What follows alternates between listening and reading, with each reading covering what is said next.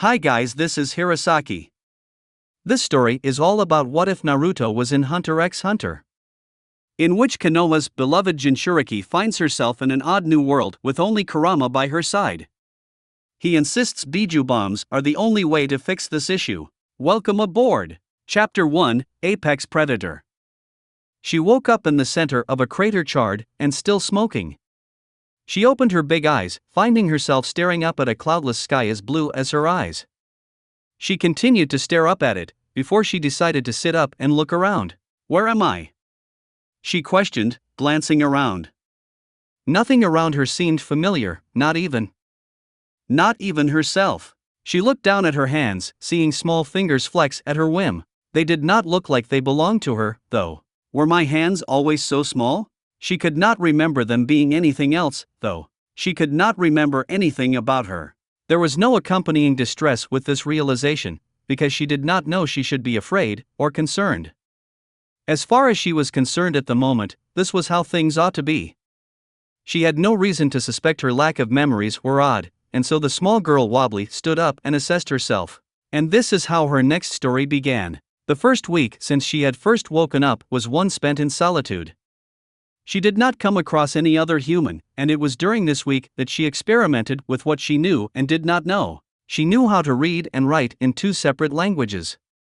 One referred to as kanji, and the other as fuinjutsu. She knew how to hunt, and how to use this warm substance in her body known as chakra like she knew how to breathe. She knew how to forage, and how to sew clothes together from the skins of animals she had slain. She knew how to kill. She knew how to survive. She wandered through the wilderness, not certain where to go, or what her goal was. And in that isolated journeying, she was left largely to her thoughts. It was during one of these sessions that she realized she ought to have a name. She felt like names were usual because how else was she supposed to refer to herself? But she could not recall ever having a name before. For days she pondered what to call herself, and tried out several nouns before settling on one that felt warm on her tongue. Fox. Yes. She quite liked that name. When she finally did come into contact with society, she did so with brazen confidence. Well, not so much confidence, so much as she didn't understand why people kept looking at a half-naked girl covered in deerskin, blood, and mud. It was in society that she learned that while she could verbally understand what was said, she could not read the written language. Nothing looked familiar, and no one smelled welcoming. She continued to wander about aimlessly from city to city, stealing whatever she needed or wanted, as she tried to understand this alien world. Then she heard about hunters. The term itself was spoke with such reverence and awe that it sparked immediate curiosity in the small girl. She looked into it, not because she thought it would be helpful, but because she had no other direction. She had no goal, no purpose, and for the first time in months something finally caught her interest. Hunters were elite individuals with extraordinary power, knowledge, and skill. Hunters had access to nearly all parts of the world, and were equally welcomed. They were strong. They were wise.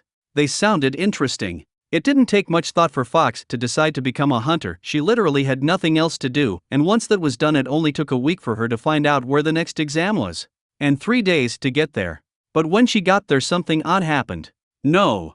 Something wonderful happened. Good morning, brat. She faltered in her steps, the voice gruff and familiar. No memories, eh? Don't worry. Your best friend is back. Chapter 2, Margai. Beta, tainted letter. The concrete walls reeked of mold and rot. The sewers, for there was no other word Fox could use to describe it, were large in scale, but that was the only impressive part about it. Fox's nose wrinkled on its own as she had to continue to breathe in the sour stench of that foul place. It did not help that most of the other humans that came had gross scents, too. More than half were sweaty and anxious. What a horrible smell! Fox tugged one of her pigtails around her nose to try and appease the gross scents she was bombarded with. Fox, huh? The voice was amused, and he chuckled. Buffet. You would remember that. She didn't know how to respond to the voice in her head. It had spoken to her as soon as she entered the meeting point for the hunter exam. Could it hear her thoughts? Of course, I can hear your thoughts. Then who are you? You already know that. But she didn't. She knew hearing the voice made her happy, but that was the extent of her knowledge. It's okay, he said, his voice becoming gentler. You will remember. Who am I? Whoever you want to be. The answer stirred something inside of her. A sense of relief. I can be whoever I want to be? What we have here is a rare opportunity. A chance for you to grow, and live without prejudice and hate tainting you. The voice fell silent for a few minutes. A chance for you to have a life without scars or unfair burdens. Fox didn't know how to respond. And if you choose to say fuck all humans, you know, I'm always here to support that. I have not yet met a human I liked, Fox thought, her eyes glancing down at her thick black cargo pants. She kept an orange belt. She didn't know why she chose orange of all colors, because it didn't match the rest of her outfit at all, but she saw it and instinctively grabbed onto it, tied around it. Looped onto the belt were storage scrolls she had made. She stole the ink and paper, then infused her own chakra into it, and a few pouches of handmade or stolen weapons. She wore a multi-purple shaded top to go along with her dark purple boots and purple hair ties for her pigtails. They are a bit annoying, aren't they? Fox nodded in agreement with the voice inside her head. Do you know my name? Of course, I do. What is it? I like Fox better. Oh. Was it a bad name? No. But Fox is 1,000 times better. Fox digested this before accepting such. She had no reason to refute. She had no strong attachment to her previous name, and a part of her implicitly trusted the voice. When the voice sensed her acceptance of this, she thought she heard him sigh in her head. Miwako. That was the name your parents gave you. Oh. I think I like Fox better. See? I'm glad you understand. There was no familiarity to the name Miwako. Fox had already been using her name for a few weeks by that point and had grown somewhat attached to it. So, you're going to take this exam? Yes. I thought obtaining a hunter license would make things easier. It seems like it, judging from what I gathered of your memories so far, the voice commented. Do you have plans past that? No. Do you? It looks like there's some cities that are in need of a few Biju bombs. Karama. Ah.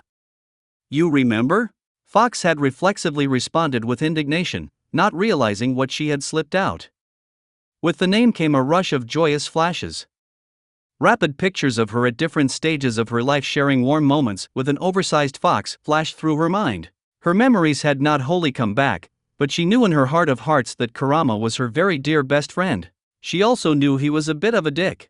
I'm not keeping the name Fox anymore, you arrogant Tsundere. Miwa. She decided to go for Miwa instead of Miwako, thought. I am not a Tsundere.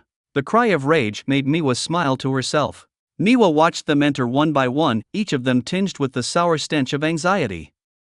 A few of them tried to approach her, but she curled her lip back in plain disdain and snarled. She was not opposed to conversation, but the ones that approached her had such a gross feeling to them. No one else here has an established chakra network, but instead they have a singular core of raw energy that is similar to chakra, Karama observed through Miwa's senses. Training in Sage has honed your instincts, and I'm glad that was not lost in the transition. But then again, chakra training is more like a muscle memory for the soul and body than something you actively remember. Your soul and body knows it even if your mind does not. Miwa could agree to that explanation, as it explained why she retained knowledge of her skills but not who she was. She remained indifferent to the applicants that entered since most of them had a nasty smell about them. Then in came a scent of gentle rain and irises. Miwa reflexively inhaled deeply as her gaze zeroed in on a boy about her age. He had soft blue eyes and clean white hair. His energy chakra was strong enough it stood out, but untouched like fresh snow. He noticed her gaze almost immediately, slightly angling his head and catching her eyes. The two stared at each other for a split second. He was clearly assessing her before he seemingly dismissed her and walked by. As he moved, though, she realized that he walked without making a sound. His footsteps were light and well balanced. A hunter? Well, he looks fun. Miwa didn't disagree, and continued to watch as more contestants arrived. Perhaps an hour had passed before the final group entered. A strong smell of lilies in the ocean drew Miwa's attention to another boy about her age. His eyes sparkled with childish innocence and wonder, and he wore eye-popping green clothes. He had a fishing rod attached to his back and spiky black hair. Like with Rainy Boy, this one had a large core inside of him that was untouched. But it reminded Miwa more of a still pond than fresh snow.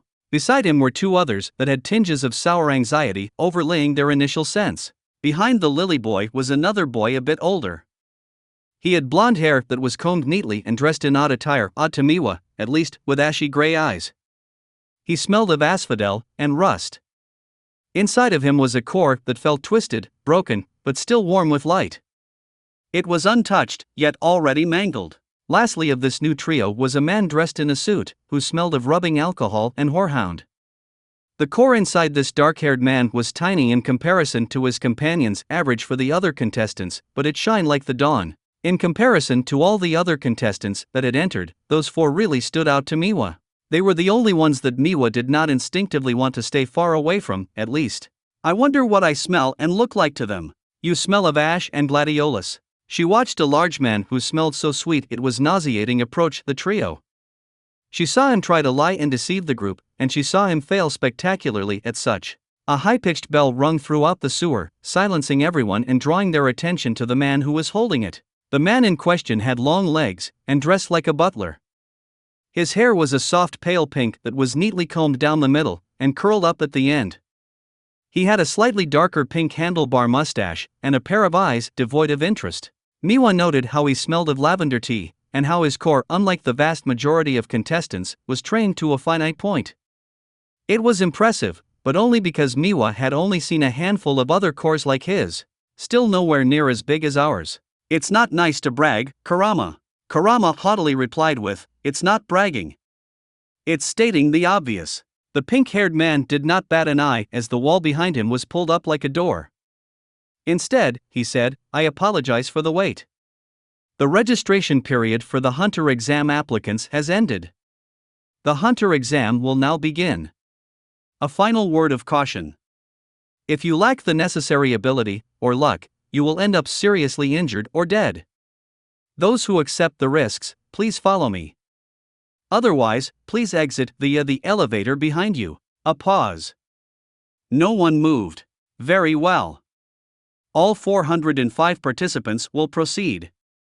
Please follow me. The man then promptly turned around and began to walk in a march. Miwa, and the other examinees, started to follow behind him.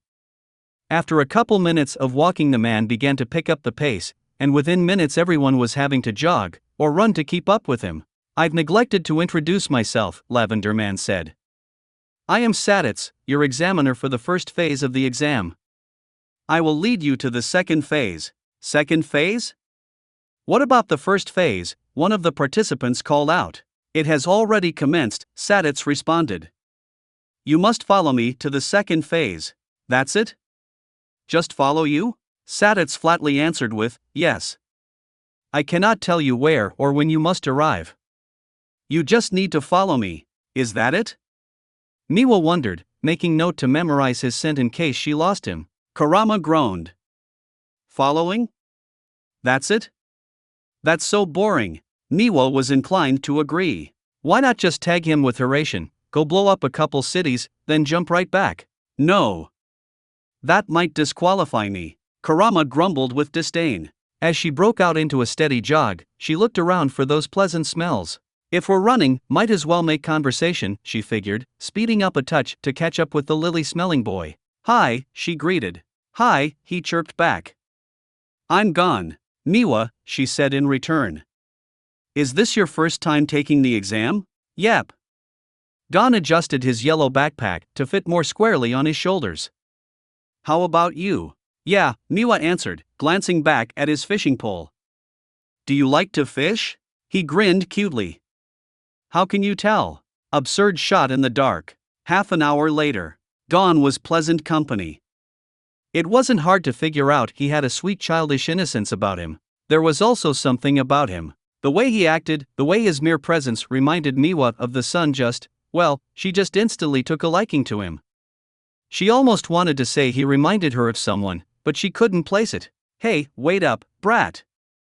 You should show the Hunter exam some respect," snapped out the sterile-smelling man that had come with Gon. The boy of gentle rain stared blankly back at the older man. He was riding atop a yellow and red skateboard. The man pointed accusingly at the skateboard. "That's cheating." "How? This is an endurance test." "No, it isn't," Gon called out from behind. The examiner only said to follow him.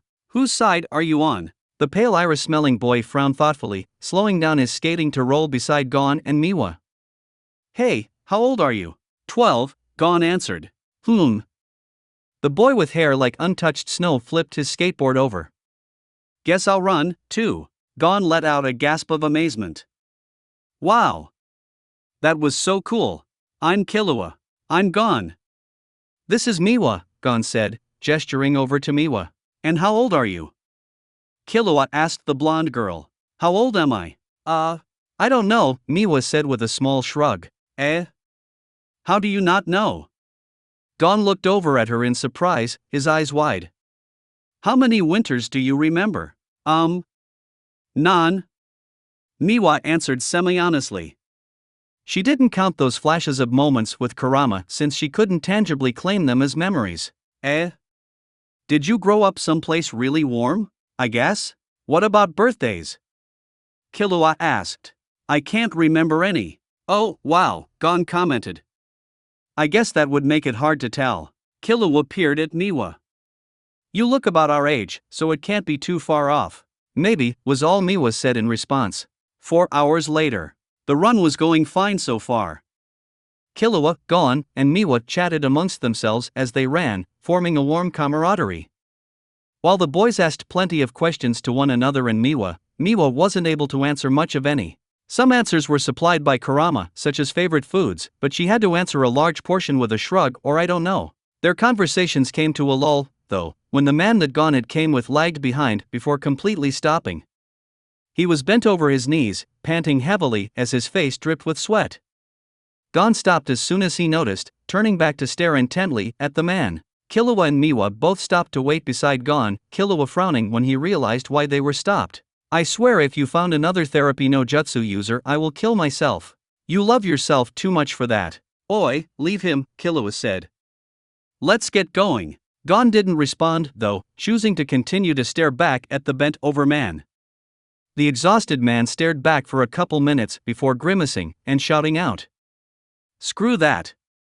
I came here to become a hunter. With energy that he probably didn't even know he had, he shot forward, sprinting wobbly past the trio. Gon smiled, pulled out his fishing rod and launched the line out to hook the man's forgotten briefcase. With ease, Gon reeled it back in, hanging it on his backpack. That was cool. Killua grinned, and the trio started to run again. Let me try that later. Only if you let me try out your skateboard. Deal. An hour later.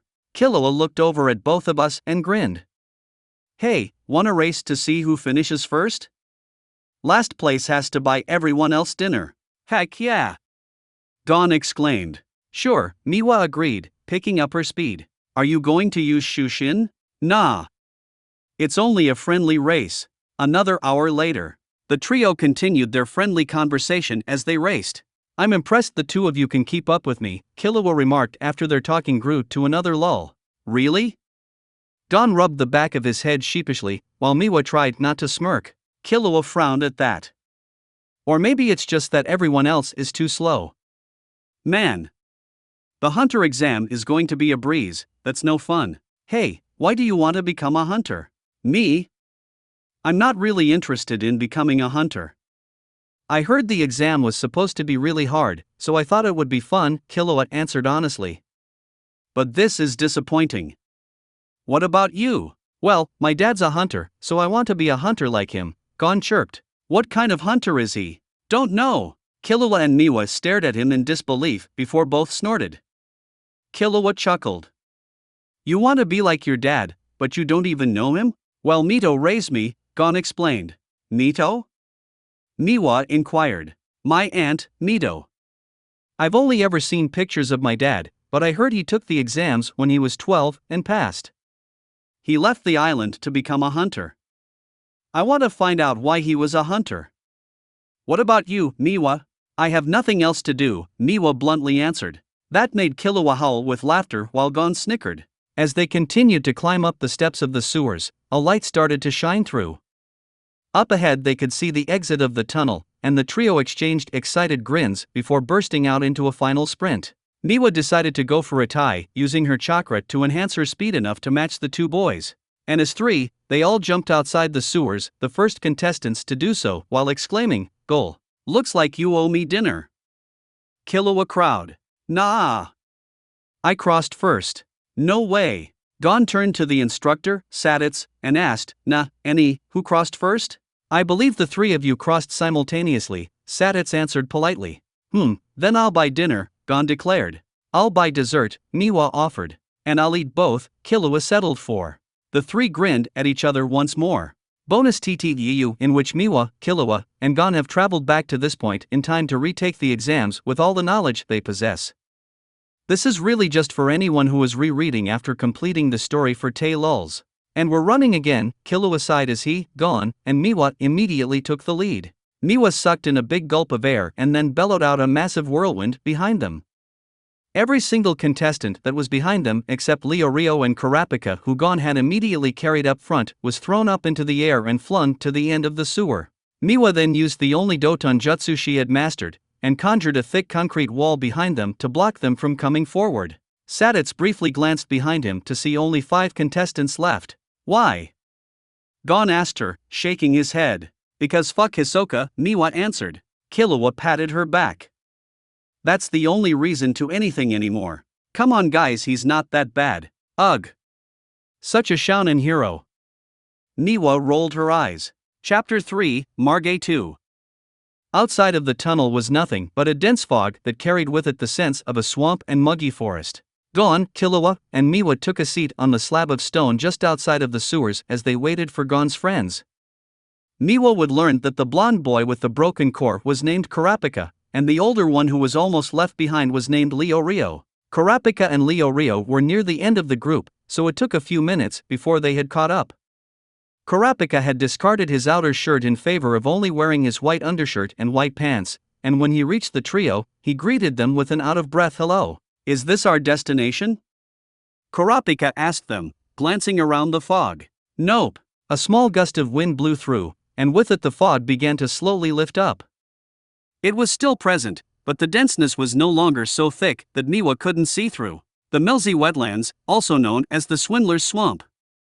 We must cross these wetlands to reach phase 2 of the exam. This place is home to bizarre animals, many of them crafty creatures who deceive humans and prey upon them. Please be very careful as you follow me, Saditz said, drawing everyone's attention back to the pink-haired proctor. If you are deceived, you are dead. With that remark, the gate to the sewers shut closed. Saditz continued. With that in mind, the creatures here will use every trick in the book to fool their prey. An ecosystem in which creatures obtain food through deceit. Hence the nickname Swindler's Swamp. Follow me closely so you can't be deceived. Maybe I should mark Gon and Killua with Hiration. They both seem competent enough to not get lost, so having backups would be smart. Or maybe you're just worried about them and want to keep an eye on them. And you call me at Sundara. Miwa's cheeks flushed, but she ignored Kurama. Don't be deceived, cried out a voice.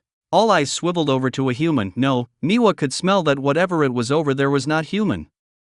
The thing that looked human stumbled out, appearing battered and nearly dead.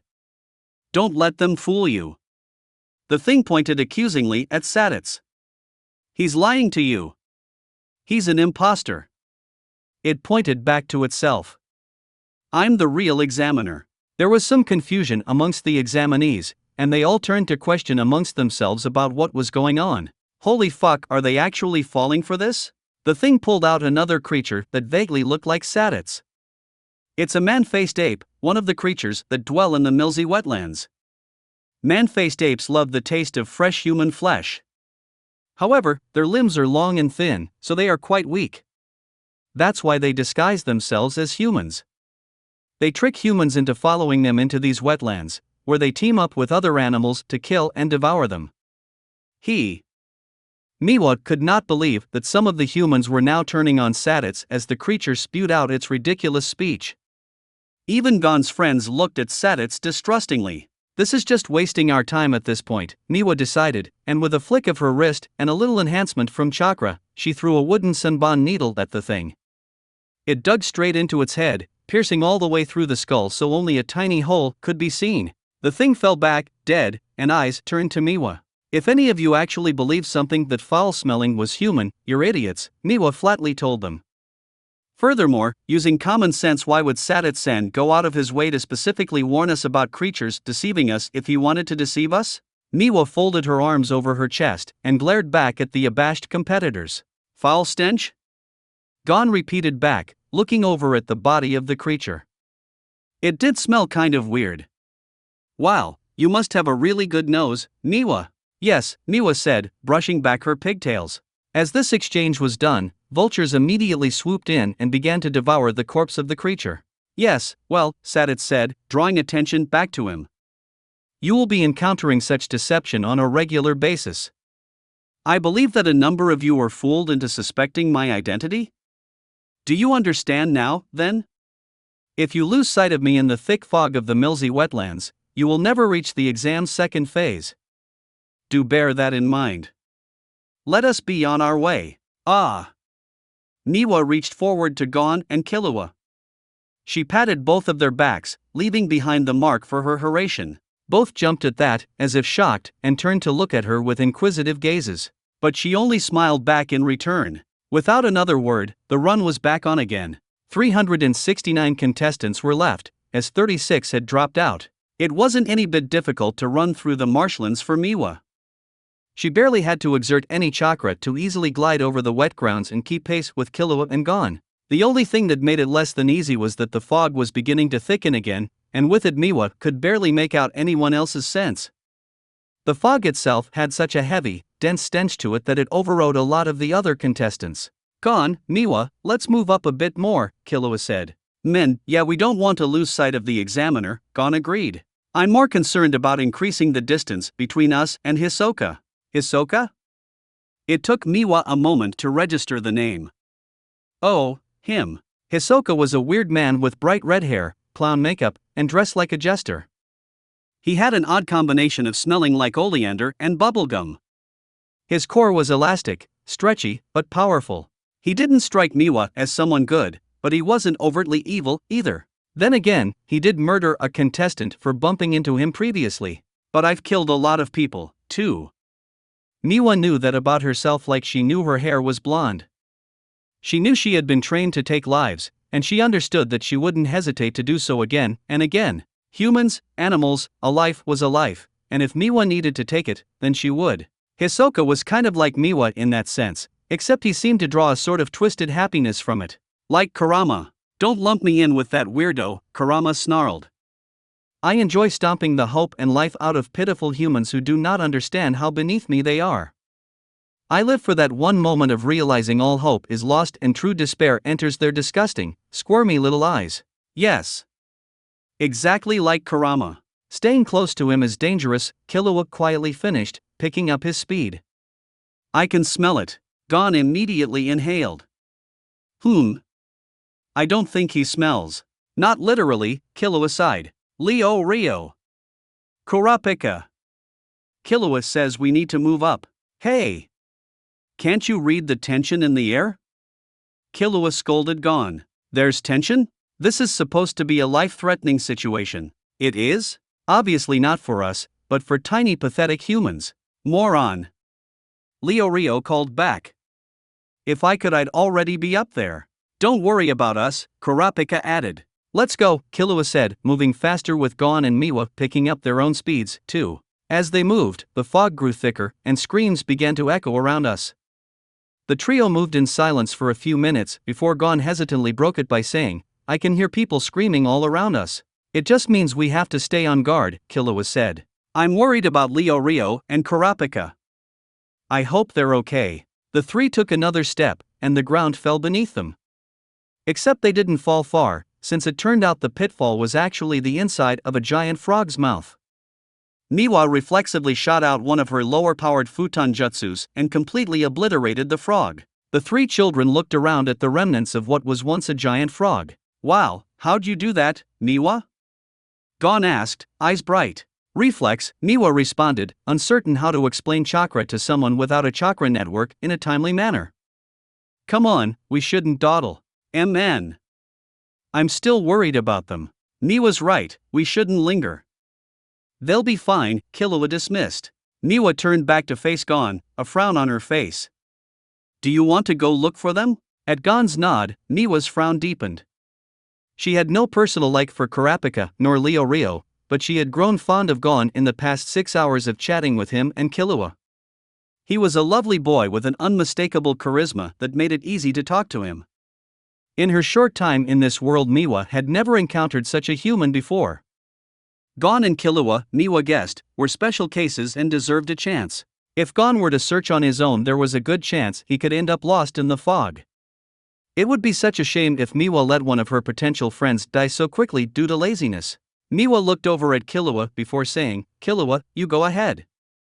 I'm very good at tracking, so I'll make sure we catch up." Killua shrugged.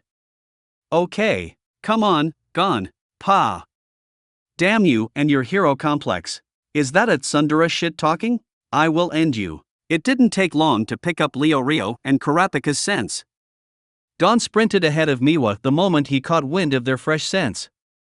He ripped out his fishing rod, and just as the duo broke through the fog to reveal an odd sight, Gon launched his hook forward. Miwa only had a second to process the fact that Hisoka, the weird clown man, was about to grab an exhausted Leorio before Gon's lure smacked him square in the cheek. Hisoka's head snapped back from the blow, and Miwa dashed forward full speed to land a restrained punch square in Hisoka's chest. She wasn't aiming to kill, currently, nor break bones. Even still, her chakra-enhanced strength was enough to knock Hisoka square off his feet. Miwa stood between him and Leorio, eyes narrowed in mild annoyance. "Back off, or deal with me." For some reason this made Hisoka laugh, and he hopped back on his feet, dusting off the dirt.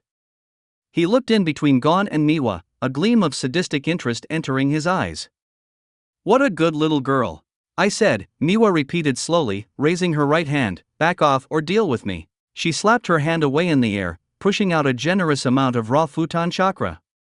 The wind was harsh enough to blow Hisoka back several steps and rip up chunks of land. "I think I might take you up on that off." Hisoka was cut off by the sound of beeping, and he casually checked his pockets. He pulled out an odd device, frowned, and then looked back over at Miwa with what could only be described as regret. "A shame. We will have to do this later." He then walked away, and Leorio and Gon stared at Miwa. Gon with eyes of amazement, and Leorio in disbelief. How? Yes, well, where's Kurapika? I thought I smelled him nearby, Miwa asked, changing the subject. And as if on cue, Kurapika ran toward the group, out of breath. "She gone? Ah, what happened here? That's everyone, right?" Miwa asked Gon, ignoring Kurapika's question. "Why yeah. Now we all have to get back," Gon said. "No worries. All three of you come here," Miwa said, holding out her hands. After exchanging curious looks, the trio placed their hands in Miwa, and she used her Hration to teleport all of them to the mark on Killua's back. "Oh, that actually used up a tiny bit of my chakra." Killua got pretty far. They all exclaimed when they teleported directly behind a thoroughly startled Killua in a flash of yellow light. Where we teleported. Leorio howled, pointing an accusatory finger at Miwa. "How? Kurapika had no words. Gon on the other hand was amazed. "That was so amazing. It was like whoosh and now oh, hi, Killua, how did you do that? Can you show me? How did you teleport behind me?" Killua demanded, then his eyes widened. "When you patted our backs. You did something." "Yeah," Miwa agreed. "Tell them it's a family secret." "Is it?" "Technically yes. It's a family secret," Miwa said, holding a finger up to her lips. "So please keep it down, okay?" "Ah, what if I call you big sister?" Gon asked. No. No. Well, Kit, repeat after me, no. No for now?" Miwa settled on, earning a groan from Kurama and an excited exclamation from Gon. If you teach him, you have to teach me." Killua demanded. "Okay," Miwa agreed. "If I teach either of you, I'll teach the other, too." Brat. Bonus TTEU, in which Miwa, Killua, and Gon have traveled back to this point in time with all the knowledge and skills they possess at the end of the series. Scenario A, with only 5 left, picking up from previous bonus scene. "So, you just happened to think the two of us were good people and felt the need to save us from your friend's attack?" Leorio clarified as the 5 of them ran through the swamp. "Yeah, exactly," Gon lied, nodding. I'm not complaining, but. Kurapika trailed off, uncertain how to finish. Be thankful, Killua suggested. Because we absolutely would have left you behind otherwise. Thanks, I guess. Fuck, I'm bored, Miwa complained. Scenario B, in which the trio were perfectly well behaved at the start. I'm bored, Miwa cried out, this horrible agony taking hold of her heart. Wanna see who can stealth kill the most? Killua suggested. Guys, you shouldn't just kill these poor contestants for no reason, Gon scolded them. But it's not without reason. It's because we're bored, Miwa argued. Gon considered this. You make a good point. Okay, have fun. Woo! Double points for Hisoka's death. Come on, he's not that bad. Killua and Miwa groaned. Chapter 4, Margay 3. The stage of the second phase took part outside of a magnificent whitestone castle. The heavy fog of the marshlands dissipated as they neared the castle. Tall white stone walls stretched out as far as the eye could see on either side of the castle doors. Everyone, the second phase of the exam will occur here, in the Visca Forest Preserve, Saditz called out. So, I shall take my leave. Best of luck to all of you. As Saditz walked through the group and out of sight, the massive doors opened up to reveal a large courtyard and a mansion, what she initially thought was a castle due to the structure of the stone walls outside. From inside the courtyard sat a lithe, scantily dressed woman with green hair done up in 5 pigtails. Behind her towered a very large man with a dull look about him. The woman loudly said, "All applicants who've passed the first phase, please enter." As a group, everyone began to gather into the courtyard and the woman continued, "Welcome. I'm Menchi, the examiner for the second phase."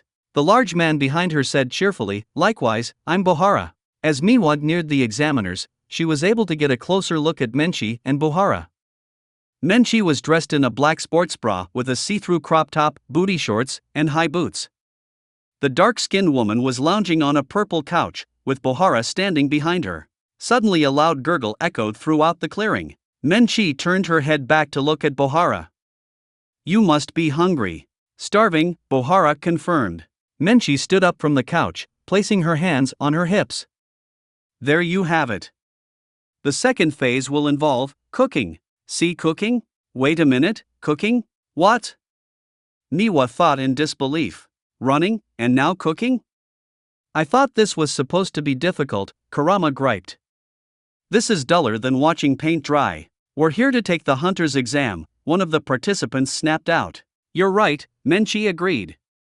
"Your challenge for the second phase is to produce a dish that will satisfy our palate." "Why do we have to cook?" another called out. "That's because we are gourmet hunters," Menchi said confidently. For some reason this made the majority of the participants laugh. This seemed to irritate Menchi as she sighed and folded her arms over her chest. "So, gourmet hunters, what are we supposed to make?" mocked one of the men. "Buhara. The required ingredient is pork." "Pork? Any pig from Visca Forest will do. You must use the cooking facilities here to prepare the pork. And you only pass if we both find it delicious. And we will evaluate more than just on taste. Don't underestimate the intricacies of cooking, got it?" Menchi flatly added.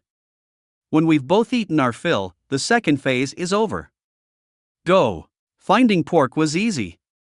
It didn't require any effort to sniff out one of the massive pigs, nor chop off its head with a well-timed futon. Miwa carried her pork over to her station, easily creating a few shadow clones to scour the forest for nearby seasonings or ingredients.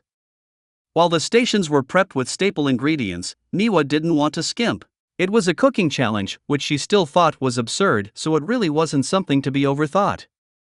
That being said, since it was such an easy victory, it probably meant that a few of the other contestants would just cook the pork and call it done. She sliced up the pork to help it cook faster, peeling off the skin to get to the meat.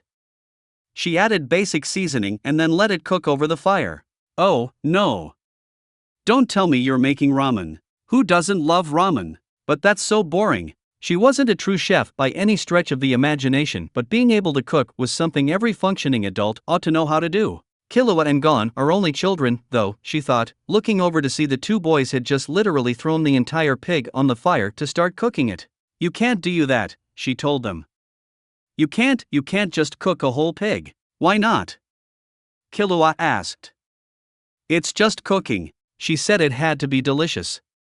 Do you want to eat that whole pig? Gon nodded. Yeah, Killua shrugged. Sure. It's just food. Miwa opened her mouth to retort, but shook her head. Okay. As they were cooking, the first contestant finished his pig. He proudly carried up the entire pig that was charred to hell and back. Unsurprisingly, the examiner refused to even eat it, failing him immediately. He's an adult. Miwa thought, aghast. You can't, but this is basic common sense. To Miwa's horror, every other contestant did the exact same thing.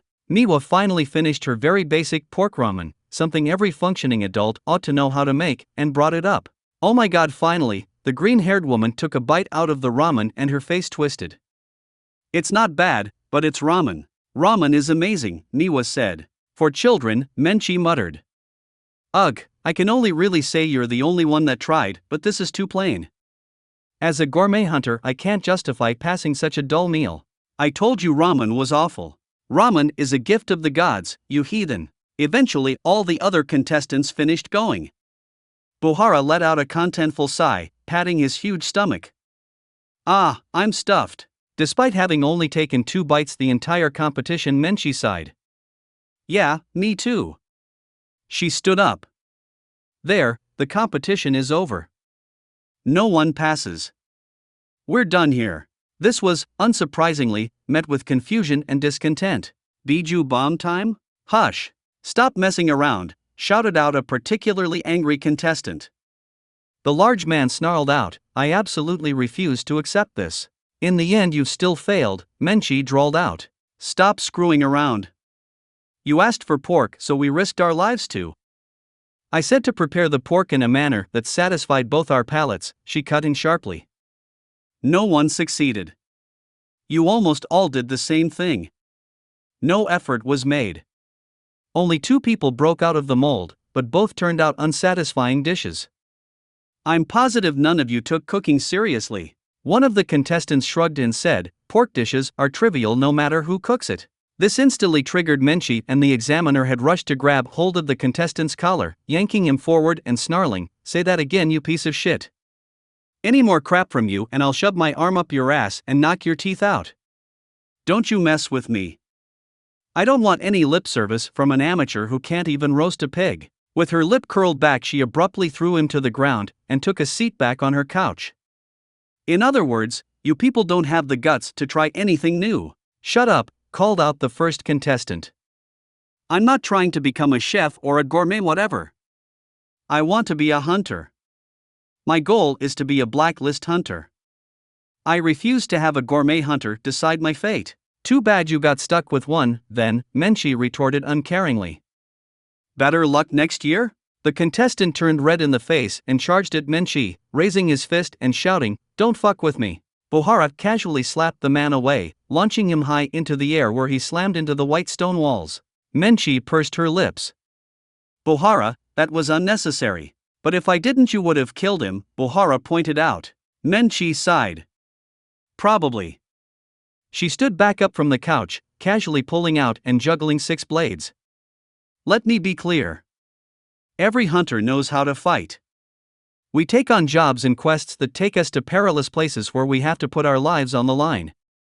Being a good fighter doesn't mean anything. You lack focus and the willingness to experiment. That alone disqualifies you from becoming hunters. All of this from cooking? Even so, came a distorted voice, as if spoken from an intercom, isn't it a little excessive to fail an entire pool of applicants? Miwa and the others looked above for the source of the voice, finding a blimp with the hunter logo painted across. She could barely make out a small figure at the edge of one of the windows before it leapt straight down, landing in front of Menchi and creating a small crater. Immediately Miwa could smell sunflowers and sage. While she could not see the man yet, the dust cloud from the crater had not disappeared yet, she could sense his core. It was the strongest one she had encountered since waking up. It burned with the intensity of the sun. It was disciplined like an elder monk, and well-honed like a swordsman's prized weapon. This man was not someone to take lightly. Oh, he looks fun. Go attack him. The amount of his energy chakra was impressive. If Miwa had to relate it to her own, she would say the man had the same amount as her, without karamas mixed in. I don't think this is someone I want to get on the bad side of, Miwa thought, her eyes narrowing as she noticed something odd inside of his core. A sort of taint. It was hard to see it with how bright his core felt, but it was definitely there. An injury? A poison? Whatever it was, it required caution. When the dust finally settled, an elderly man dressed as a monk in white and blue robes walked toward Menchi. He had long, hanging ears, and the top of his head was mostly bald with the exception of a white ponytail. He had long white eyebrows and a crooked beard. "Who is that?" one of the contestants asked. "The head of the exam commission, and he's in charge of the hunter exam. Chairman Netero." "Well, I work behind the scenes," Netero remarked, his voice weathered. "I only take action when there's an issue, like now." "So, Menchi, did you find they lacked the will to challenge the unknown and that is why you failed them after your test?" A pause from Menchi. "No. I lost my cool when one of the candidates insulted gourmet hunters and I made the test harder than necessary." "In other words, you're aware that your test was unacceptable?" Netero continued kindly. "Yes. When cooking is involved, I lose control," Menchi said quietly. "I've failed as an examiner. I will resign, so please redo the second phase." Netero nodded once. "Amen. But it would be difficult to find a replacement on such short notice." "What about this? I'd like you to continue serving as an examiner, but you must also participate in the new test you propose." "Is that acceptable?" "I'm certain that will help the applicants accept their results." "All right. Then the new challenge will be boiled eggs." Menchi pointed up to the airship. "Chairman, can you take us to Split Mountain in your airship?" "Split Mountain? I see, sounds fun." A quick ride in the airship had all the contestants gathered atop a massive flat-top mountain.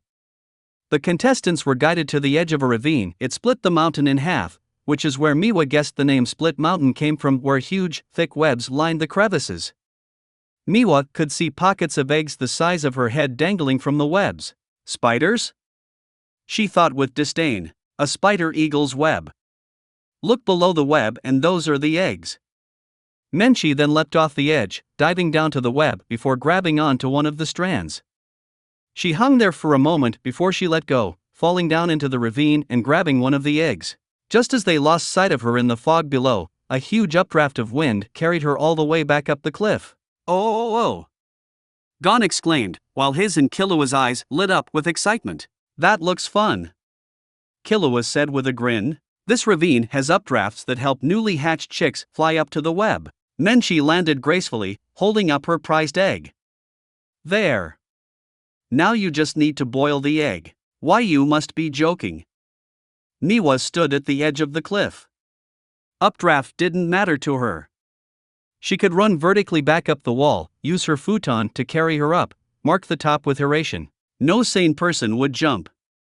Without a worry or care, she jumped off the edge at the same time Gon, Killua, Kurapika, and Leorio did so as well. Gon and Killua let out excited shouts doing so, loving the drop down. It made Miwa smile to see the two boys so genuinely happy. So cute, she thought. While her companions took the opportunity to grab onto one of the webs, Miwa went ahead and dove past them to grab an egg. She then used Futon Senpu to launch her all the way back up to the top. "If Gon and Killua fall, I'll just teleport back down and grab them," she thought as she landed. The chairman oh-oh'd upon her arrival, rubbing his chin. "An excellent use of Nen. Nah, maybe that's what they call chakra?" Miwa guessed. She offered the chairman a small smile. "Thank you, sir. Who was your instructor, if you don't mind me asking?" he inquired. I was." "You were?" "I taught you the importance of my power, which thusly makes me your greatest instructor." Miwa bit the inside of her cheek to keep from laughing at that.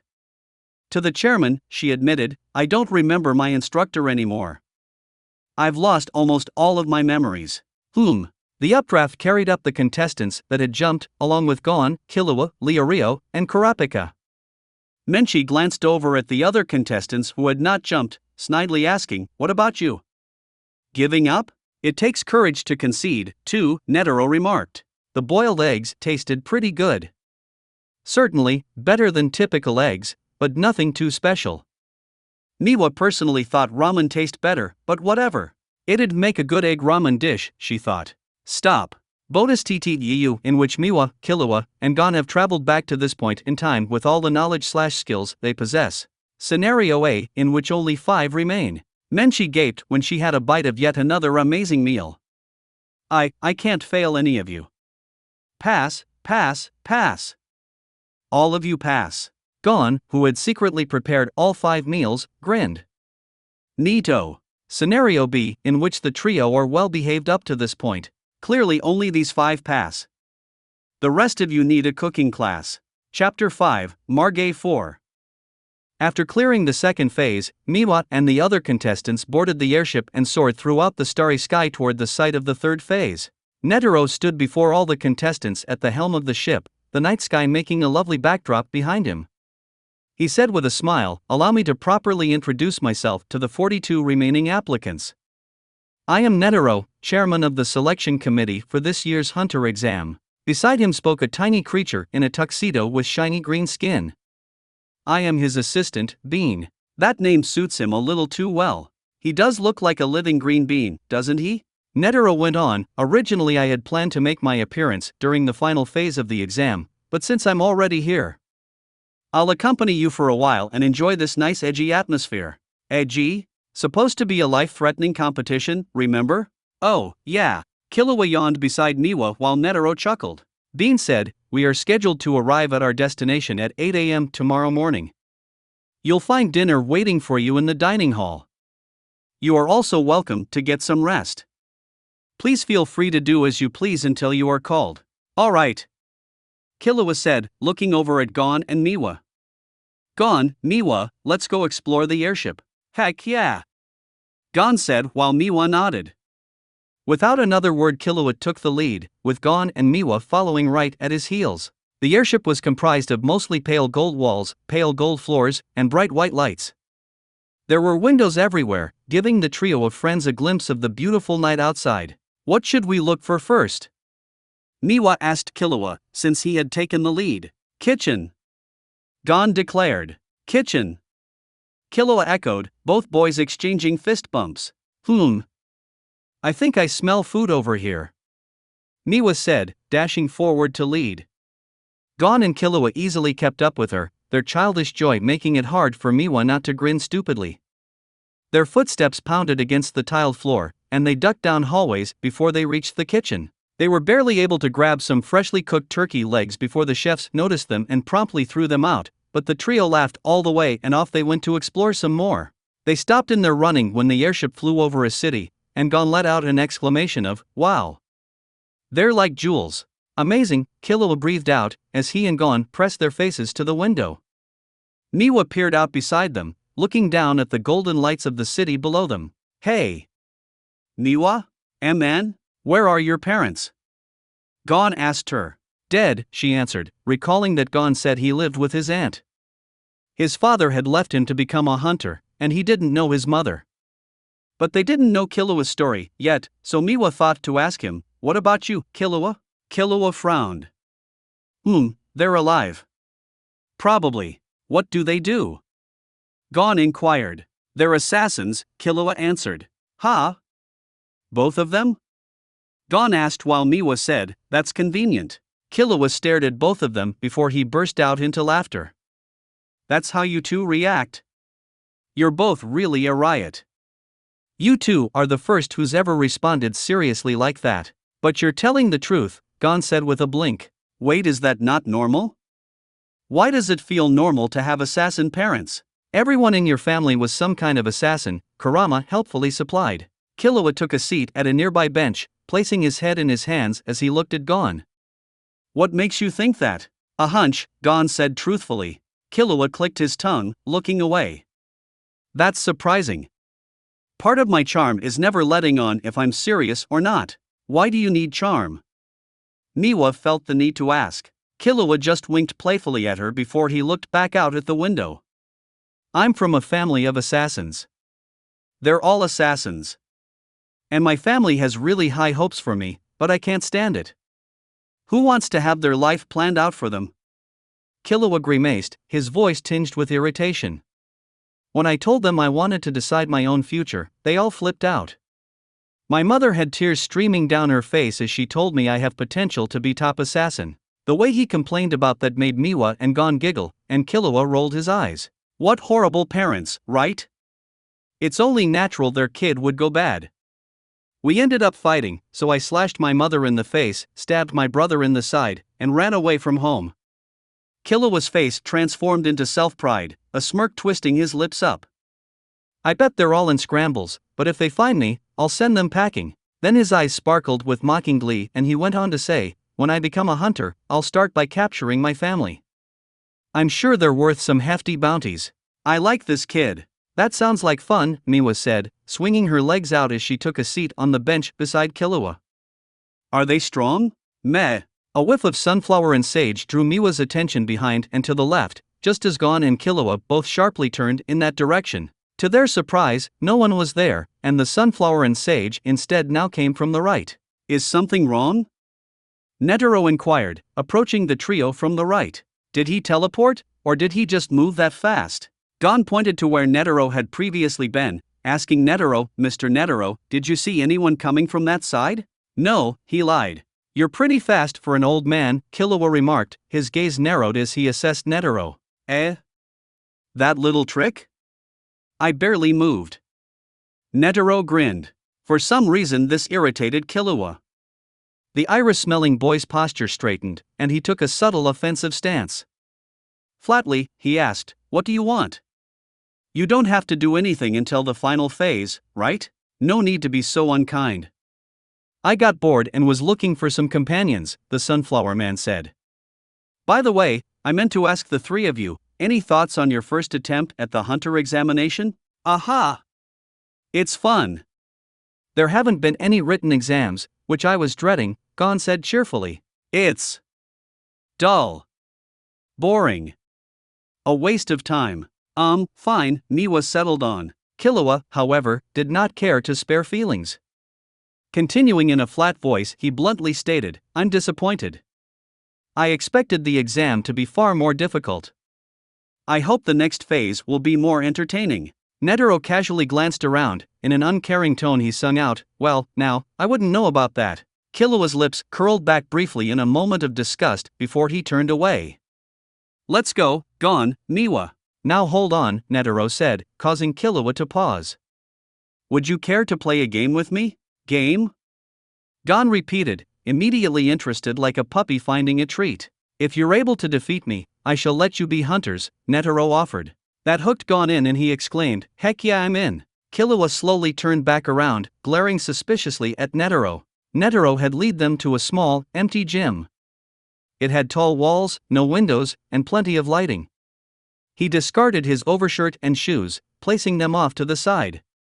He kept his black undershirt and white pants on, though. Now then I'll go over the rules, Netero said, dribbling a red and yellow ball Miwa had no idea where he pulled out from. If you can take this ball away from me before the airship reaches its destination, you win. I believe we're scheduled for an 8 a.m. arrival? Well, Netero glanced at the clock on the wall of the gym, that still gives you 9 hours. You're free to attack me however you'd like. I won't touch you. That's too easy, you can't call that a game, Gon said. Wrong. Error. Incorrect, Miwa thought, eyeing Netero's ridiculously large core. Why not give it a try first? Netero insisted. We just have to take the ball? Killua clarified. While I'm very grateful for the offer, I'll have to pass, Miwa said, moving to take a seat off the side. What? How come? Gon exclaimed, surprised. I don't think I can restrain myself enough not to severely damage the airship, Miwa honestly answered. All of my attacks are pretty massive, and judging by his core, this guy isn't someone I could hold back against. I would definitely appreciate it if you didn't blow up my ship, the old man laughed heartily. Very well, then, are you two still game? Killua took the first step forward. Then I'll go first. What happened over the next couple hours could only be described as hilariously one-sided. The moment Killua and Gon got close to grabbing the ball, Netero got a smidgen serious and practically bitch-slapped them back down. This infuriated Killua, a surge of killer intent sparking out of him before he managed to squash it back down again. Meanwhile, this seemed to delight Gon, the boy finding the game genuinely fun. Killua abruptly got back up, snapping out, "I'm done. I give up." Eh? Gon looked over at him. "How come? We still get a few hours left. Are you stupid? We're never getting that ball. He's barely even used his right hand and left leg. It's a waste of time and effort to continue." Let's go, Gon, Miwa. "Still, I think I'll stay," Gon decided. Eh? Did you not hear me? "But I'm having fun," Gon explained with a smile. "I know I may not get the ball, but I'm going to try and make Mr. Netero use his right hand." Whatever. "I'm going to get some sleep," Killua said, and Miwa stood up from where she sat. "Men, I think I'll go with you." Miwa glanced over at Netero and smiled. "When the exam is over, mind if I play that game with you?" Sure, Netero said good-naturedly. Bits of bloodlust and killing intent spiked from Killua as he walked down the hallway. He had removed both of his shirts, trying to cool off. There was a dark glimmer in his eyes, a plain urge to hurt someone. Miwa walked slightly behind him, yawning. As she yawned, however, two men bumped into Killua. Killua didn't pause, though, continuing on with his foul mood. Miwa moved to catch up to him, though, since she had slowed down when she had yawned. "Oi, kid," growled out one of men. "You bump into us without saying sorry?" Killua and Miwa ignored him, continuing forward. "Oi," the second one snarled out, and then both rushed to children. Unfortunately for them, Killua had apparently reached his breaking point. Without hesitation, he abruptly ripped out their hearts with his right hand, moving so quickly that the blood didn't even have time to spurt out on him. The two idiots fell over, dead. "I really like this kid. I bet he'd be okay to let out some bombs." "You have a problem." "Yeah. It's called boredom. It's the single worst form of torture known to history. Not blowing up cities does not mean you're being tortured." "Yes, it does." Miwa stared down at the corpses in the middle of the hallway, sighing. Killua then seemed to remember that she was there, and he turned to look at her with narrowed eyes. If he was focusing any murderous intent on her, she didn't notice. Instead, she took out one of her spare storage scrolls and looked down at it. "Damn. I was hoping to fill this with water, not stupid humans." "Oh well. It's just bad manners to leave bodies lying around," Miwa scolded him, placing both corpses in the empty storage scroll. The instant Killua saw the bodies get sucked in, his anger disappeared and was replaced with childish wonder. "How did you do that? What is that? Is that like teleporting?"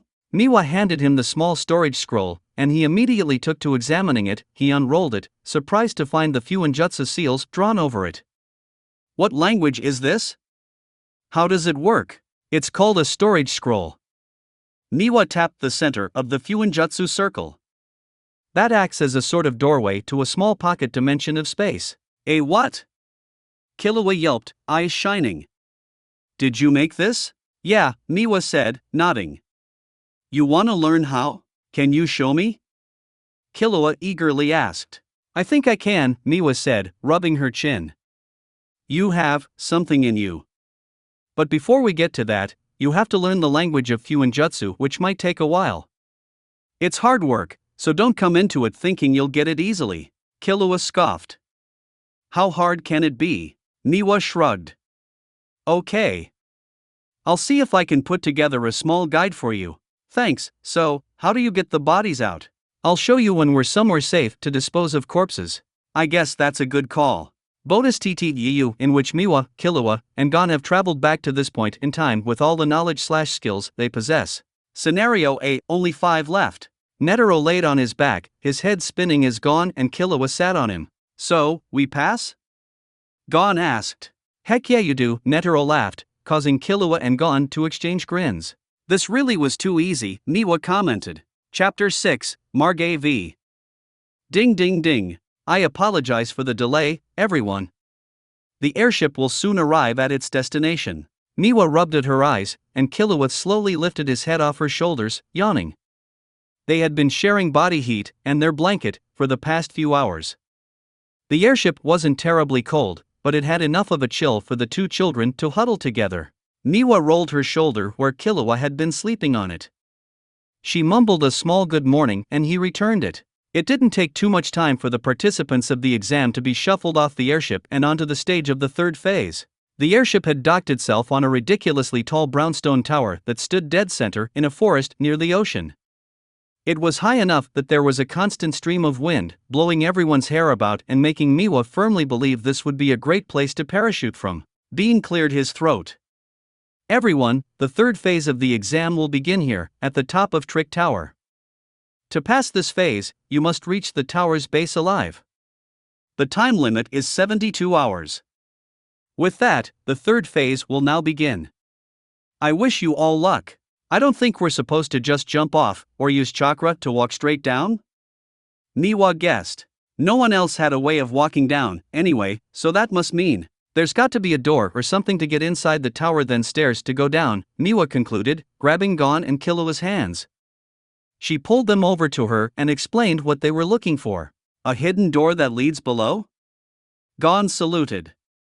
Got it, let's look around. As Killua and Gon began to tap around, the other contestants followed suit. Eventually they were able to find about 5 trap doors all close to one another.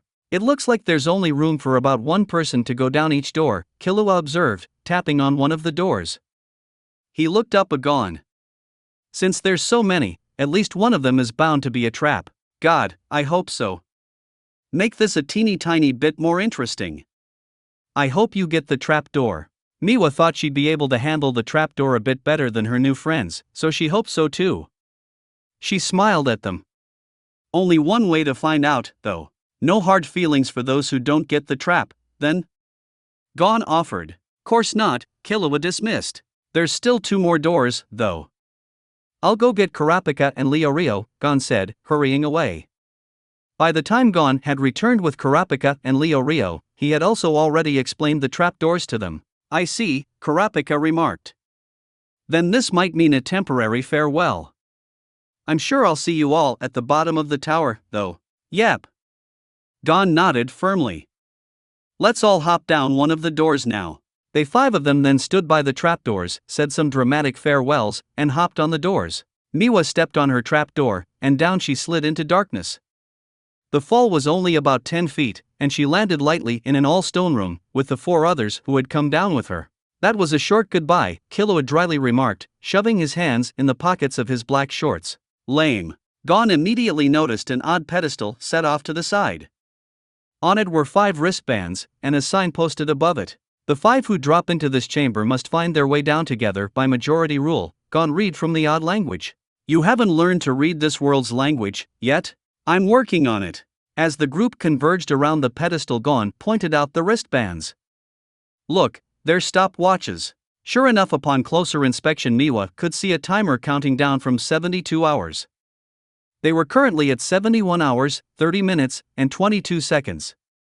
There were only 2 buttons on it, a red O and a blue X. So, what do these mean? Leorio asked. Take a look at the door on your left, came a voice over the intercom. All eyes glanced over to the door that only just appeared. This is a group game, and you use those watches to vote. Gon read from the sign posted above the door. To open this door, select O to open, X to not open.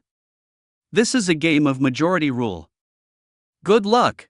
Miwa immediately pressed O, with her teammates following suit. The door swung open without issue and the 5 of them stepped out into a red stone room. They were immediately presented with another sign that Gon read from. Which way do you want to go? O to the right, X to the left. A glance to either side showed only long stretches of red bricked hallways blocked by iron gates. You go left in mazes when you're lost, right? Go right. I bet the more violent stuff is on the right. Okay, Miwa agreed easily, hitting O. The sign lit up with 4 votes to go right and 1 left. Leorio gaped. Why would you all vote right? Because going left would be too boring, Miwa answered, with Gon and Killua nodding along in agreement. Left would be too obvious. I thought it would be better to try and outwit the examiner by going right, Kurapika explained, giving the 3 youngest an odd look. Not because I thought it would be more interesting. The gate to the right opened up and the group headed down the dimly lit hall. They turned another corner before they reached another odd room. It was round in shape, with the path in front of them abruptly cutting off. There was a square arena structure in the very center of this dead drop, with 4 torches lit on each corner. On the opposite end of the room, past the arena, was the hallway. Miwa could smell some unhygienic humans down that way, making her nose wrinkle in disgust. Miwa narrowed her eyes as she tried to pick out the gross-smelling figures across the room. They were dressed in tattered brown cloaks with their hoods pulled up, but when Miwa's group entered the room, one of them pulled off his hood to reveal a bald, scarred head. "Well then, allow me to explain," came the examiner's voice over the intercom. "Before you are a few of Trick Tower's prisoners. The Hunter Exam Committee has officially hired them as examiners. You will be fighting against the 5 of them. The fights will be 1v1, and each person may only fight once. You can fight any way you like, there will be no draws. A win is declared when the opponent admits defeat." The bald prisoner across the room drawled out, "Decide for yourselves which order you will go in. If your side has a majority of victories, 3, you may pass. The rules are simple." "Heh," the voice of the intercom scoffed. "For every hour these prisoners delay you is 1 year less they have to spend in prison. So, their goal is to buy time. And since we only have 72 hours to reach the bottom," Kurapika trailed off. "Decide the order now," the bald man ordered. "I'm going first," Miwa declared, raising her chin up and taking a step forward. "Eh?" Gon tilted his head. "No fair, I want to go." "Too bad, I called it first," Miwa said, and 2 bridges pushed out on either side of the room to connect to the arena. She crossed the bridge, and the prisoner followed suit. "Now to determine the match." "I propose a death match," the bald man said with a cocky grin. Kurama started to laugh. "I really will kill you," Miwa warned. "But if you're still willing to continue, I accept your suicide." "Ah ha ha ha. I commend you for your confidence." The man adjusted his stance. She shrugged and abruptly spit out a low-powered futon, Dangon. The wind bullet traveled quickly through the air, splitting the man's head open and continuing to collide into the stone wall with a massive impact. The whole room trembled, and the cracks crawled dozens of meters tall in several directions. "Oops," Miwa thought uncaringly as the body fell over, dead. Do I kick his body off the edge, now?" "You're teaching me that, too," Killua immediately told her. "What, I want to learn, too." Gon cried out. "If you can," Miwa said with a shrug. She was curious if they would be able to use the chakra-like core inside of them. If they could, then they might be able to use techniques like ninjutsu. I wonder what their elements would be. She wondered. She stared at the body for another moment before she looked up at the intercom. "Seriously, what do I do with the body? It's rude to just leave it laying there. Do you know how many monsters this could feed?" "Just throw it over the edge," came the amused voice over the intercom. Miwa kicked it off before walking back over to her friends, twirling her hair in a bored manner. "So, who's going next?" Me. Gon excitedly said, already sprinting across the bridge. "I want a deathmatch, too." He skidded to a halt halfway over, though, turned back around and handed Miwa his backpack and fishing rod. He then headed over to the arena, a skip in his step. The prisoner Gon currently faced was all skin and bones with a greasy mop of brown hair and tired eyes. He offered a fake smile to Gon. "As you can see, I'm not very strong. I don't really enjoy fighting, or physical altercations. I prefer to think, rather than fight." "I like fighting, but I hate using my head," Gon admitted with a frown. "I figured," the prisoner said. "So, I came up with a simple game we could both play. One that doesn't rely on mental or physical activity." He pulled out 2 identical white candles. "We each light a candle and the one whose candle goes out first is the loser." "That's easy to understand, let's go with that." Gon held up his thumb. "Now which one will you use?" "Press O for the long one, and X for the short one." "What does it matter?" The prisoner didn't list any rules saying Gon couldn't kill him and blow out his candle. After some deliberation, Gon decided to go with the longer one. The prisoner casually tossed it over to Gon, and at the same time both moved over to one of the torches and lit the candles. Since there was a bit of an updraft coming from below, the flames on the candles wavered a couple times. "How long does it take for those candles to burn?" Rio asked, his voice subdued. 5, 6 hours? Kurapika guessed. "Ugh. Try manipulating the wind to blow out the candle. Isn't that cheating?" "Don't get caught then, idiot." Manipulating wind wasn't something Miwa had a lot of practice in, though, unless it was wind she had conjured through futon. She scratched her cheek as she considered how to do so, but before she could even make an attempt, Gon's candle began to rapidly burn up. Gon let out a startled shout, panicking at the massive flame. Ah! His candle will burn out in only 2 minutes if this keeps up. Corapia exclaimed, worried. The prisoner wore a pretty smug smile, and Gon stared at his rapidly burning candle for another few seconds before he put on a huge grin.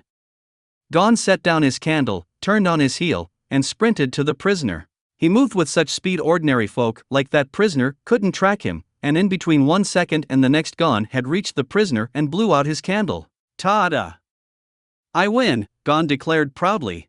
The prisoner spluttered, and the bridges reconnected once again to allow Gon to pass back over. He held up 2 peace signs as he did so, easy peasy. All of this has been ridiculously easy, Killua sighed. Miwa nodded her head in agreement, letting out a sigh of her own. Hopefully the next phase will be a bit more interesting. Ah, come on guys, Gon tried to cheer them up. We still have a whole tower to climb down. There might be some dangerous situations up ahead. You think? Killua and Miwa asked hopefully. Sure, Gon said, patting them on the shoulder. Kurapika cleared his throat. Returning to the current obstacle. I will go next. Have fun, Miwa and Gon chorused as Kurapika crossed the bridge. The next prisoner they faced was, frankly, very ugly. He was muscular, had dark blue skin, 19 hot pink heart tattooed over his chest, and one messed up face. He reeked of something so sour it almost made Miwa gag, and his core was laughably small. Ha ha ha, the prisoner laughed, puffing out his chest and pointing to his hot pink tattoos. You see these? 19. That's how many people I've killed. But that's such an odd number, so I'm glad I'll get to 20 today. Yes, Kurapika dismissed. What's your match? A death match. Fine, Kurapika sighed, discarding his overshirt for better maneuverability. His dismissive nature seemed to catch the prisoner off guard because the blue man spluttered. Wait. I forgot to mention no weapons allowed. Fine, Kurapika agreed, discarding a couple of hidden nunchucks. Anything else? The prisoner seemed confused by Kurapika disinterest. The blue man then puffed up his cheeks and launched himself high into the air. He slammed his right fist down hard enough on the ground that it created a small crater and blew back bits and pieces of debris. As he removed his hand from the crater, he showed off his bare back. There, on his back, was a black spider tattoo with 12 legs.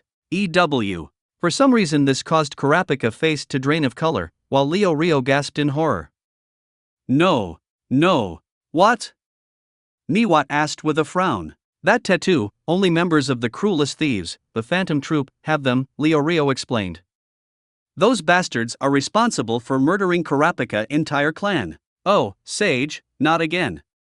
Don't tell me, are his eyes seriously turning red? Yes, Miwa confirmed as Kurapika's once ash-colored eyes lit up with a vibrant scarlet red. Ugh hi. Don't tell me people obsess over his eyes, too. His whole clan was killed for their eyes, Rio finished. Ugh. The sheer agony of Kurama's moan made Miwa want to giggle, but she didn't dare. While Kurama began to bemoan the cruelness of fate and Sage Dam Uchihas, Miwa tried to keep her face neutral and Kurapika steadily grew more enraged. Eventually the blonde boy snapped and he abruptly flipped the prisoner over and punched him so hard, Miwa could distinctly hear the bones snap under the weight. The prisoner obviously did not get back up after that blow. First, Kurapika snarled out quietly, his voice barely even, the Phantom Troop tattoos have a number on the body of the spider. Second, they don't bother keeping count of how many they've killed. And third, do not ever mention them again. The bridges reconnected again, and Kurapika gathered up his discarded things. Aha! Miwa scolded when Kurapika moved to cross back over the bridge. Kick the body off the arena floor, mister. It's just flat out rude to the janitors of the world to leave a body lying around. Oh, Kurapika quietly murmured, before he nodded. Yes, you're right. Kurapika promptly shoved the body off edge before he crossed back over the bridge, pulling his overshirt back on. He was clearly still distressed over being reminded about his dead family and whatnot. Miwa didn't know how to offer him comfort, though. She couldn't say she was ever in a similar situation as him, and simply giving him empty condolences seemed rude. If she were close to him, she might offer him a cup of ramen, but she wasn't, so she didn't. With Kurapika's round concluded, the team of 5 could advance. A new bridge formed on the right side of the arena, and they were able to proceed. Unfortunately, the rest of the tower was painfully dull. Oh, sure, there were some traps tossed here and there, a few pitfalls, dead ends, and so forth, but nothing genuinely dangerous. Killua and Miwa were so bored they started to actively look for rooms that seemed potentially lethal. They didn't end up finding a single one, but damn did they try. The group of 5 eventually made it to the bottom, and the examiner over the intercom announced their arrival at 17 hours, 30 minutes, and 15 seconds. And now they had to wait for the rest of the 72 hours for the other contestants. If boredom didn't strangle them first. I did a lot of thinking about Kurapika in this chapter. He's crazy reluctant to kill, but I've seen nothing to prove he would know when he's killed while that enraged. He clearly lacks the experience. After re-watching this part a few times, I think that Kurapika genuinely thought he had killed his opponent, and didn't know he was alive until after the other prisoner claimed he was. Since it was shown in the first match what to do with dead bodies, he had no reason not to follow suit if he thought he had already killed the fella. At least I can't think of a logical reason for him to do so. Even in the event that Kurapika knew he didn't kill him, I present to you this alternate scenario that would ultimately lead the same. I'm not fighting someone who can't fight back, Kurapika muttered, and while Leo Rio tried to argue with him, Miwa stepped over to the edge of the platform. She took a deep breath, then accidentally sneezed out some raw futon chakra to push the body off the edge, effectively killing him. She rubbed her nose. Oops. Bonus TTEU, in which Miwa, Killua, and Gon have traveled back to this point in time with all the knowledge/skills they possess. Let's see what reaches the bottom of the tower faster, Miwa's Hiratian dagger, or Gon destroying the tower straight down, Killua brightly suggested. Pfft, obviously Hiratian, Miwa taunted, causing Gon to give her a splitting grin. That's a challenge I'll gladly rise to, Gon agreed, gathering up his nun. It was a tie. Although the examiners weren't very happy that Gon destroyed the tower. Chapter 7, Margay 6. Beta, Tainted Letter. Ladies and gentlemen, congratulations on escaping Trick Tower, spoke a short man with a pink spiky mohawk. It wasn't difficult to recognize the man was the proctor who had talked with them over the intercom and had watched everything that went on in the tower. After the 72-hour mark, a door at the bottom of the tower opened up and the contestants stepped out onto a beach where the man had been waiting for them. Only the fourth and final phase remained, the man went on. He jerked his thumb behind him, over the glistening blue waters of the ocean to point at a tiny island in the distance. The fourth phase will take place over there, on Zeval Island. Let's proceed. He snapped his fingers and an unimportant helper exited the tower, pushing along a small cart. Resting atop that cart was a black and blue box with a square cut out on top. A ballot? I need all of you to draw lots, the man said. To determine who will hunt and who will be hunted. There are 28 numbered cards in here. In other words, the numbers correspond to all remaining applicants' ID numbers. Now, I need each of you to draw a card in the order you left the tower. Will the first person step forward? The Joker-like man stepped forward calmly, reaching into the box and pulling out a blank white card. Then one by one the other contestants stepped forward to take their cards, Miwa included. Has everyone taken a card? The examiner asked after the last contestant took a card. Then go ahead and remove the sticker. Miwa pulled back the sticker over the white card, revealing the number 11. That indicates your target. While the other contestants immediately covered their numbers, Miwa didn't bother. She left her 13 alone, uncaring who went after her. It might finally make things interesting. The examiner patted the box. The box has recorded which card each of you drew. That means you're free to dispose of the cards if you wish. The objective is to steal your target's ID badge. Oh, so we don't need to kill each other, one of the contestants said, sounding relieved. Proceed. Naturally, you're free to use any method you choose to procure the ID badges. That includes killing your target and taking the badge off their body. Listen carefully. Your target's ID badge is worth 3 points. Your ID badge is worth 3 points. All other ID badges are worth 1 point. You need 6 points to advance to the final phase. You must gather enough ID badges to total of 6 points. That is all. After that explanation, the contestants were guided on to a ship to take them to the island. They would be forced to remain on the island for at least a week before the ship would return to pick them up. The ship was decently sized, almost all wood, and to be honest, it looked like it wouldn't be able to survive a B-rank jutsu. Miwa took a seat beside Killua, and Gon sat down next to her. She leaned back on the railings of the ship, breathing in the salty taste of the sea. "What number did you draw?" Killua asked. 11, answered Miwa immediately, glancing down at her black cargo pants to see if there were any tears that needed attention. Unsurprisingly, there weren't. "Did either of you get my 13? "I didn't get 13, Killua said, shaking his head, his white curls bouncing from the motion. Gon also shook his head. "No." Killua held out the card he drew. "I got 110. Gon winced and pulled out his 44. "Who's 110? Miwa asked. "No clue," Killua admitted, grimacing as he looked at Gon's. "You got Hisoka?" "Yeah," Gon sighed, his shoulders slumping. "Want me to kill him for you?" Miwa offered idly, starting to pick out the dried mud from her black military boots. She frowned when she picked out a piece of human bone she could tell by the dull smell before she threw it back over the side of the boat. Killua watched the bone piece go over before he immediately started checking his shoes from any bits of human remains. Gon shook his head, pulling off his shoes to examine them. "No way. If I can't do this on my own. I don't really deserve to be a hunter, do I?" Miwa only shrugged in response, finding another bone piece. "I'll grab some random cards and set up camp near some fresh water. You're both welcome to come find me afterward, or if you need any help." "You got camping supplies?" Killua asked, surprised, then his eyes widened even more so. "You've got more of those scrolls, don't you? How much can they fit?" "A lot," Miwa answered, looking over to see Killua flick off a bone piece he had stuck to his shoes. "I got camping gear."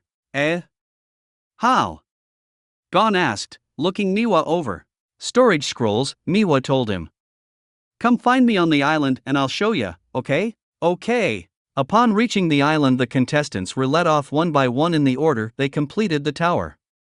Once Miwa was let off, she did a quick run around the island to examine it, which barely took a couple of minutes before she found a good camping spot.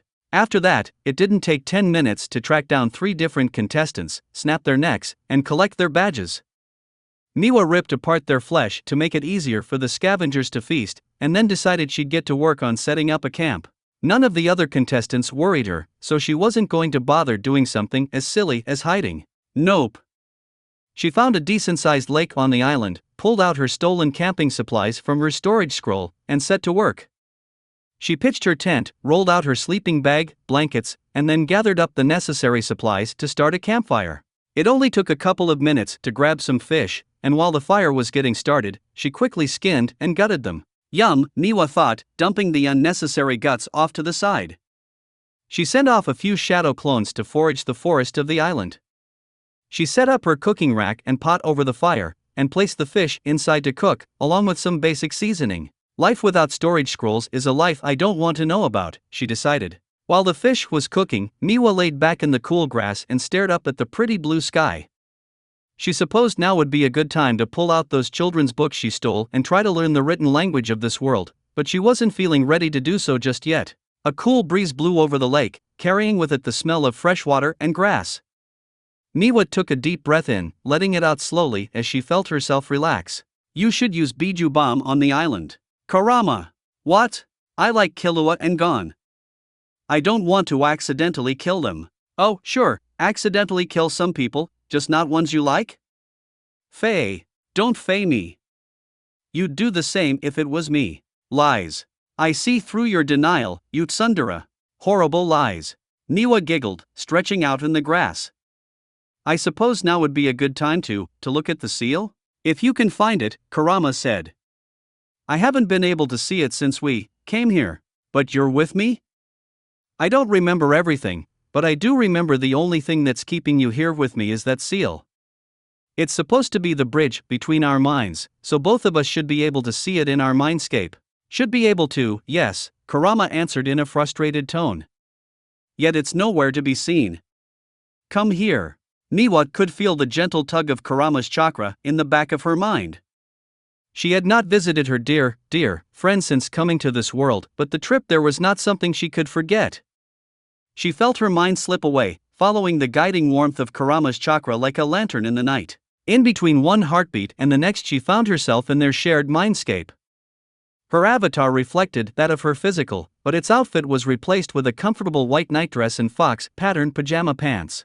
Kurama remained in his ever-impressive true form, a huge chakra monster resembling that of a fox.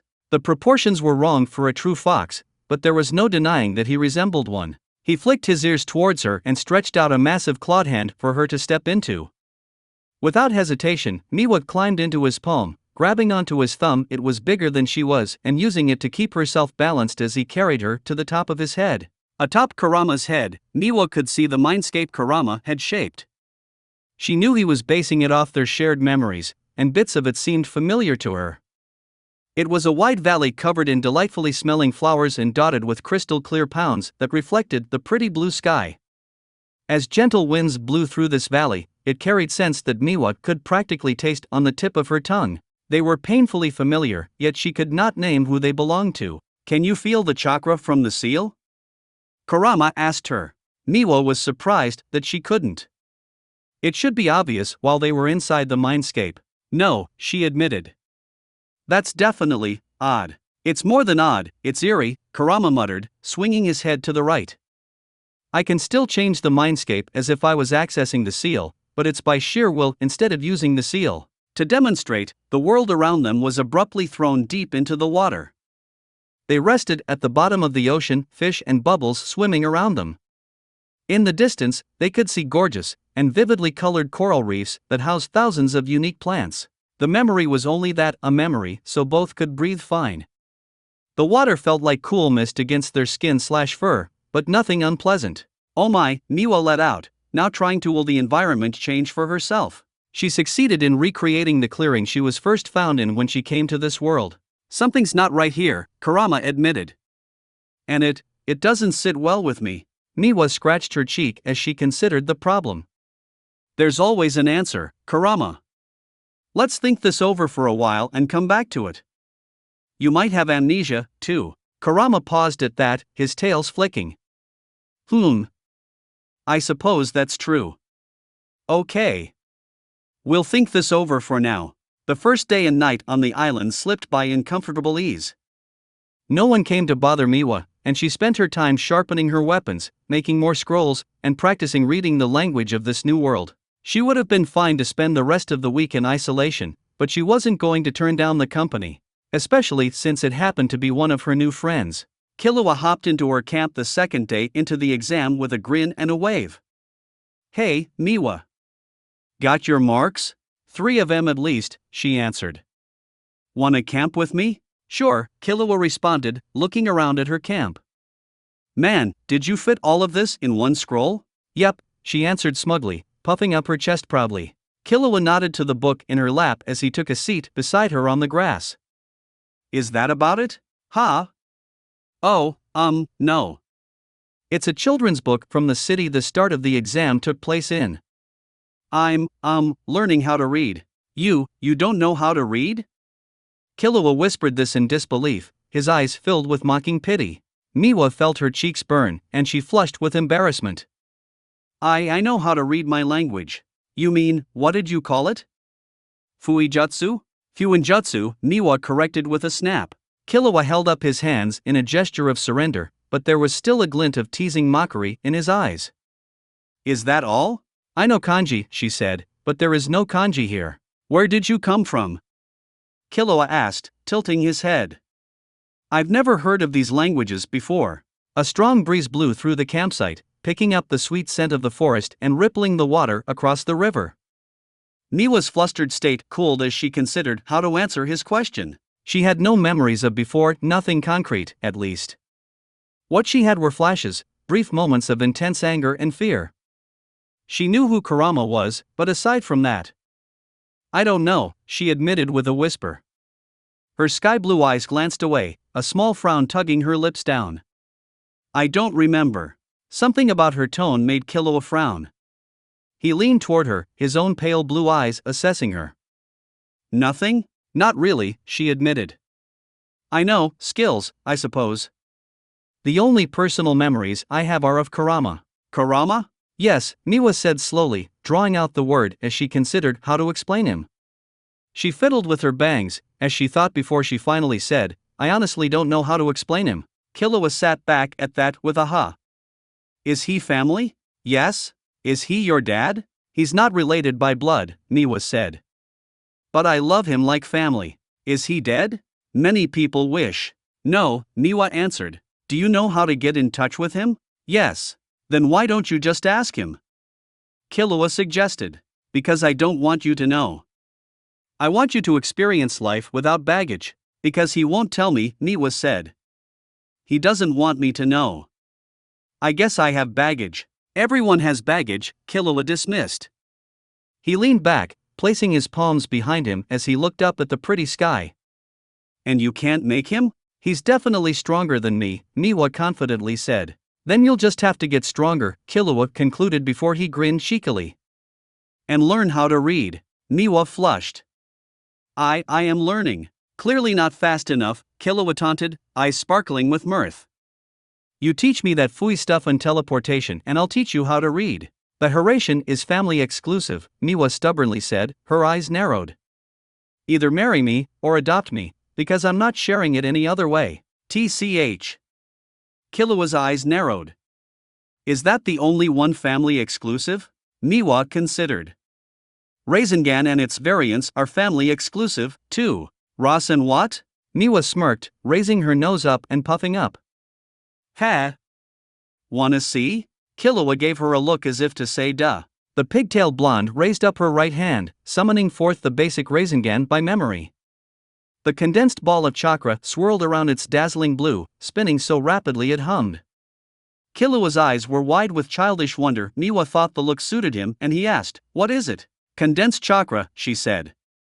Well, we call it chakra. Could I do that? He asked her, tearing his eyes away from the Rasengan to look up at her. I think so, she said. She raised her other hand to gently poke his stomach. You have chakra inside of you. It's strong enough you should be able to use it, but you clearly haven't trained it. She withdrew her hand, tilting her head as she added, but all your chakra is in one spot. My chakra is throughout my whole body, running alongside my nervous system. I'm not sure if that will make it easier, or harder for you. Miwa then completed version 1 of the Rasengan, changing it into the Rasen Shuriken. The other version, Rasen Haro, was a bit too hazardous to show off. The sheer power of the Rasen Shuriken vibrated the entire area, making the ground tremble as its high-pitched ringing made Killua wince. With practiced ease she tossed it away into the river. It obliterated its nearby surroundings, breaking everything down on an atomic level. The radius wasn't overly impressive, but the Rasen Shuriken wasn't about explosive power like the Rasen Haro. It was about thorough annihilation. It's not as flashy as others, Miwa said, as Killua gaped at the crater, but it destroys things down on a microscopic level. Nothing survives touching it. The sheer pain on Killua's face concerned Miwa for a moment before he looked her straight in the eye and deadpanned, marry me. Miwa stared at him for a moment before she burst out into a fit of giggles. Killua grinned at her. What? I want those techniques. How about you teach me to read and write in this funky language of yours, and I'll teach you Fuinjutsu and some other techniques, Miwa offered. That's fine. But I'm not giving up on the Rasei ball or the Hirai teleporty thing. How far can you teleport? Countries away, she proudly answered. Yep. Not giving that up. Killua nodded firmly at this while he reached over and grabbed one of the children's books. Come over here and let's get started. Miwa scooted over to sit close to Killua as he flipped open the first page. The week on the island went by smoothly. On a whim, Miwa put up a very minor genjutsu around the campsite so they wouldn't be interrupted by pathetically weak contestants. It was subtle enough that anyone smart enough ought to be able to ignore it, but it seemed to be powerful enough that it deterred several contestants from even coming near them. Killua and Miwa alternated between teaching each other the odd languages. Miwa showed off several ninjutsu techniques that made Killua's eyes sparkle like a clear night sky. Even water walking made him whistle. Kurama wanted to step out and show him true skills, but since that would definitely mean the devastation of the island, and a lot more, Miwa politely told him absolutely not. At the end of the week, Killua and Miwa packed up camp and headed over to the beach to meet up with the rest of the surviving contestants. To Killua and Miwa's delight, Gon was already waiting for them, giving them both a sunny grin and welcoming them. "Hey guys! Gon!" Killua and Miwa exclaimed happily, rushing over to him. "So how did your exam go?" Gon asked them, all sunshine and smiles. "Pretty good. Killua proposed to me," Miwa said nonchalantly. "What, congrats!" Gon exclaimed. "Thanks," they said before the three of them burst out into a fit of childish giggles. Bonus TTEU, in which Miwa, Killua, and Gon have traveled back to this point in time with all the knowledge/skills they possess. Assuming they were all well behaved at this point and did not kill anyone yet. "Okay, everyone got their cards?" Killua asked, glancing over at Gon. He, Gon, and Miwa were currently standing atop the water, a fair distance away from the island. Miwa had conjured two shadow clones that were currently carrying Kurapika and Leorio since neither of them could water walk. "Yep," Gon said cheerfully. "This is weird," Kurapika observed, looking down at the cards that were shoved in his hands. "Thanks for helping us and all, but you really don't need to," Leorio tried to say but was shushed by Miwa. Gon and Killua turned to Miwa, eyes bright as they started to chant, "Biju Bomb! Biju Bomb! Biju Bomb!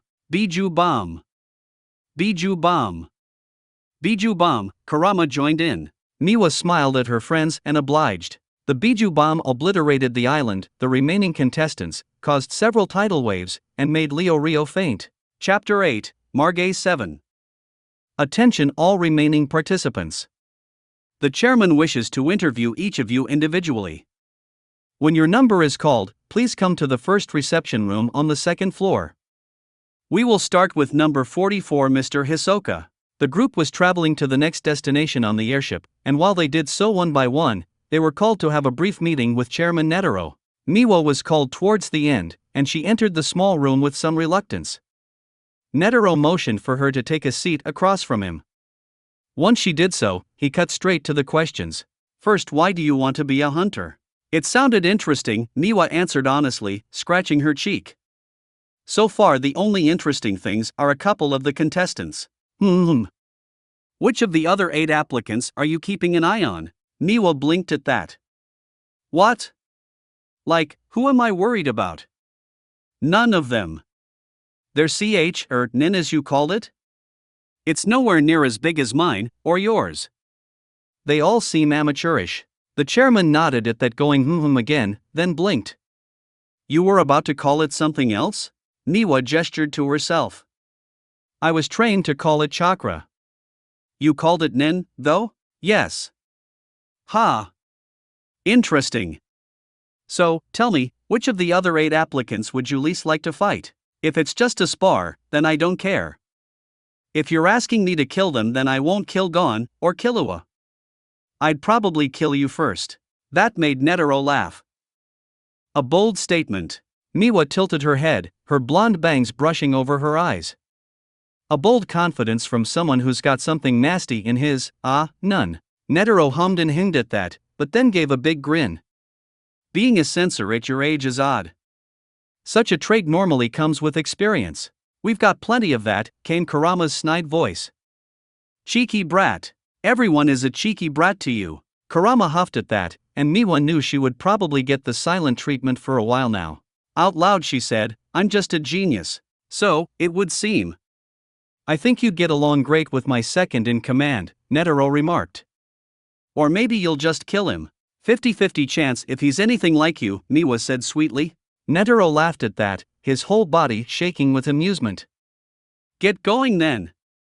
I have what I need." She excused herself. They were taken to a luxury hotel. It stood tall, proud, and well maintained. It reeked of wealth, the stench of crumpled up money, sickeningly sweet incense, and sweaty palms. Like a herd of sheep, they were shuffled through this pampered hotel and down several halls before coming out into a wide ballroom. They lined up loosely, with only Gon, Killua, Kurapika, Leorio, and Miwa standing close to one another. It was blatantly apparent that the other contestants had not formed any sort of positive relationship with one another like they had. That was the logical approach, after all. Why befriend those that you might one day have to kill? Not that Miwa really cared. No one could force her to do anything she didn't want to. If they tried to, she'd kill them. Problem solved. When everyone had arrived at the ballroom, the elderly chairman with the absurd energy core started to speak. The Hunter Exam Committee runs this hotel. This place is all yours until the battles have concluded. For the final phase, we will be holding a one-on-one tournament. Netero went on to explain this odd bracket. Instead of those who won their battles progressing, those who lost would move forward with the bracket. It ultimately would mean that the one person who finishes at the top will be the one person who does not pass. One win was all that was needed to succeed at the final phase. That seemed fair enough, but the bracket was oddly designed. It gave certain contestants more opportunities to win, and others less.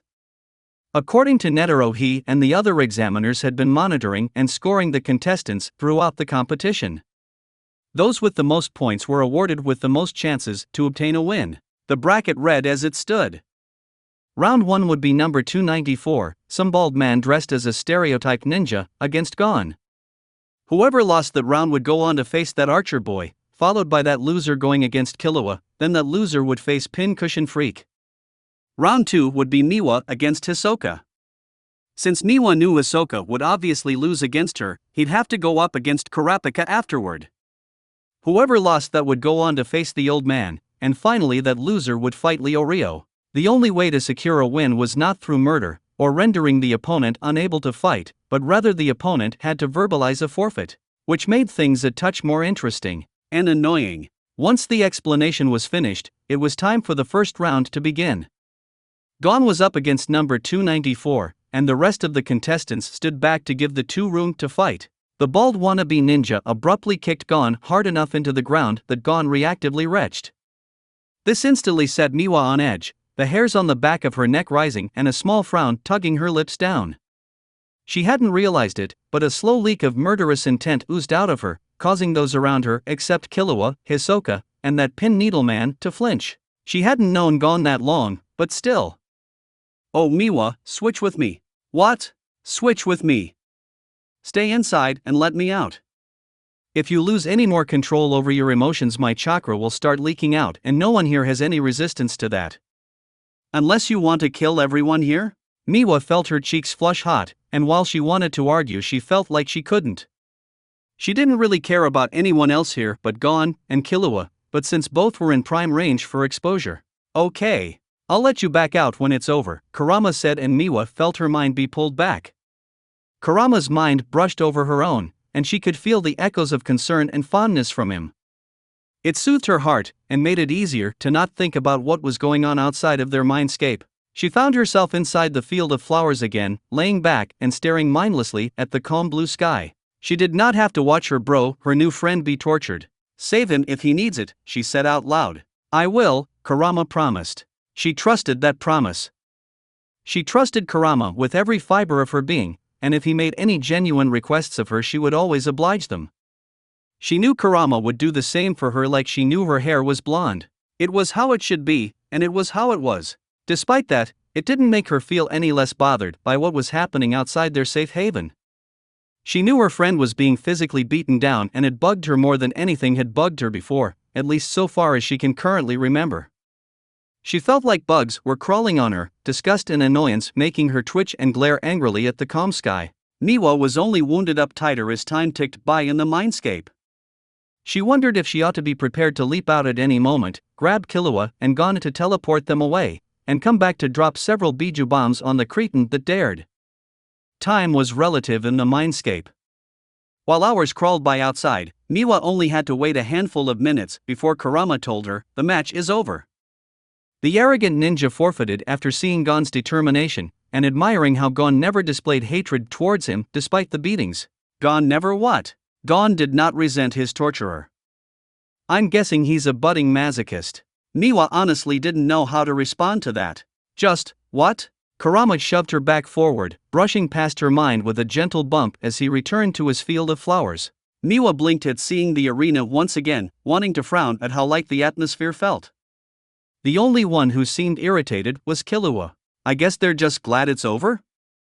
Miwa guessed, uncertain at why everyone looked so relaxed after seeing an adult man torture a child for hours. Gon kind of did a therapy no jutsu thing. Ha! Don't worry about it. Just go take care of that clownfucker. Still perplexed, Miwa moved to the center of the arena. She would have preferred if Gon's torturer was her next opponent because then she could really make that worm scream. She felt nothing but mild irritation that her opponent was not that arrogant ninja. I don't think either of us wants to needlessly draw this out, Miwa cut in, flipping back her pigtails. How about we do something simple and quick, like arm wrestle? You win, I surrender.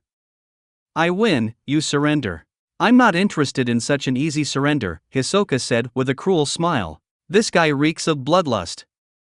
He probably wants to kill you. Fine. You win, I surrender, and we can duke it out to death after this damn tournament. Neither of us can fight to our heart's content if we can't murder the other, she snapped out irritably. I win, you surrender, and fuck off. Hisoka laughed coldly. Very well. You're right about one thing, fighting without the risk of death makes it painfully dull. Doton wasn't Miwa's speciality, but she knew enough to summon a slab in the middle of the ring. Both combatants approached it, taking a seat on the smaller slabs Miwa had summoned. Miwa propped her right elbow on the table, offering her hand to the red-haired jester. She felt his inner energy stir, and saw it project out of his finger. She watched him attach it to the back of her hand and the slab and wondered if he thought she couldn't see it. Looks like pink bubblegum. Fucking gross. She ignored it, though, because she felt no real power behind it. With a sigh, she gripped his outstretched hand. Someone mind counting off for us? She asked, her tone a tad harsher than necessary due to her bubbling annoyance. On go. 3, Killua began. 2. 1. Go. With a surge of her chakra and a touch of Kurama's, Miwa abruptly flipped Hisoka's arm completely around. She slammed it so hard against the back of the rock shattered along with the bones in Hisoka's hand and arm. Miwa released Hisoka's mangled hand, standing back up and looking at him as if he were a gross bug beneath her heel. Surrender now. Hisoka stared down at his hand in disbelief before slowly turning to look at Miwa with an expression that could only be described as incredulous delight. I forfeit, he said with that odd smile. Fucking masochist. EW. The following matches weren't anywhere near as hard to watch as Gon's match was. Killua lazily forfeited against Archer Boy, declaring him to be too boring to fight. Miwa couldn't blame him for that, and Hisoka forfeited against Kurapika after taunting him. Hisoka won the following round, and soon it was Killua's turn to go against that weird man with needles sticking out of his face and the stench of rotten flowers. That creepy man said in a distorted voice, "It's been a while, Kill." He raised his hands and slowly began to pull out the needles in his face. Miwa could feel the slimy twist of Nini chakra oozing out from the areas the needles had once been. In a rather disgusting fashion, the man's face transformed into something else entirely. It was paler, flatter, and held dark eyes that betrayed no emotion. Whoever he had turned into deeply bothered Killua, as the white-haired boy paled and took a step back. Miwa could smell his fear from here, and it made her uncomfortable. "Brother," Killua whispered, "does no one have a normal family?" Kurama questioned. "They all get murdered or are apparently psychopaths who torment younger broth. Uggh Sage, damn it. That sounds familiar." "Why, Sage, why?" "I can never escape Uchihas." Kurama's howl of anguish relaxed Miwa enough she stopped reaching for her hidden kunai to gouge out the eyes of the weird man. "I heard you stabbed Mom and Miluki," the brother monotonously began. "I guess," Killua answered, a nervous sweat dripping down his cheek. "Mom was crying tears of joy. She was so happy to see you'd grown up. But she was worried about you leaving home, so she asked me to check up on you." "What a coincidence, I didn't know you wanted to be a hunter." "I'm trying to get a license for my next job." Killua shifted his weight, his fear slowly abating as it became apparent his brother wasn't going to do whatever it was Killua was instantly afraid he was going to do. In a quiet voice, he admitted, "I didn't really want to be a hunter. I just felt like taking the exam." The brother fell silent. "That is good. You were not cut out to be a hunter, you're only meant to be a killer." His words seemed to cut through Killua, and the boy winced. There was a very odd spike of a something? For only a split second Miwa thought she sensed a second energy source inside of Killua's head. It surged forth in power for barely a millisecond before abating, so Miwa couldn't even be sure such a thing happened. Killua was silent for several seconds, his brow furrowed from anxiety, and he clenched his hands tightly into fists. It's true that I don't want to be a hunter, but even I have something I want. I want to be friends with Gon and Miwa. What the hell? You mean you asked me to marry you without considering me your friend? Miwa blurted out, aghast with wide eyes. What? The brother said. What? Came a few other contestants. Killua was startled at Miwa's outburst, turning his head to look at her with a flush expression. You That's when you say, no. We are good friends, Miwa, I'm just being insecure. You asked this one to marry you, the brother asked Killua, his tone disbelieving. He turned to peer at Miwa. That won't do. It's not like that, Killua stammered out. I'll have to kill her, then, Killua's older brother remarked as if he were commenting on the weather. He turned his disinterested gaze onto her. Bring it, bitch, Miwa snapped out. Your core is tinier than a goddamn walnut. Miwa, you can't, he's crazy strong, Killua said, his face paling faster than a wilting flower. Can he blow up a mountain with one move? She demanded. No, but. Can he destroy things down to the molecular level with one move? No, but. Can he teleport? No. Can he at least walk on water? No, Killua admitted with a frown, looking over at his brother. Ha! The crazy older brother's eyes narrowed ever so slightly as he reassessed Miwa and Killua. He said after a moment, it matters not. Your proclaimed friendship is false. You are a killer, Killua, and killers do not have friends. What's wrong with being a killer? Miwa demanded with her hands on her hips as she was getting progressively irritated and tempted to just rip that jerk's head off. What, so just because we murder a few people we can't have fun, or have friends? What's up with that? I love having people to bury bodies with, and it's fun to compete over who can kill the most people without getting caught. Just because we enjoy things a little differently than others do not mean we can't have friends, or family. And while Gon isn't here, I feel like I can confidently say that he absolutely wants to be friends with the two of us regardless of how many necks we snap, people we mangle, hearts we rip out, heads we blow up. Miwa stopped herself from continuing to list the ways she and Killua have murdered people so far in the competition. She cleared her throat. You get the picture. You cannot be friends because it doesn't matter how much you care. Eventually you're going to want to kill them. You'll start to think to yourself about it every time you're with them, you're going to want to test yourself against them until you just can't hold it back anymore. Imari disagreed in an eerie velvety soft voice. All my best friends have tried to kill me at least once, Miwa immediately defended, not really recalling who her best friends were but knowing she's been in a life-threatening situation because of them dozens of times. Hundreds, really? Thousands. So, I will gladly take on your challenge to the death and completely kick some sense back into you, Miwa proudly declared, a bright fire in her eyes. She couldn't explain it, but she felt like she truly needed Killua to understand how important he was.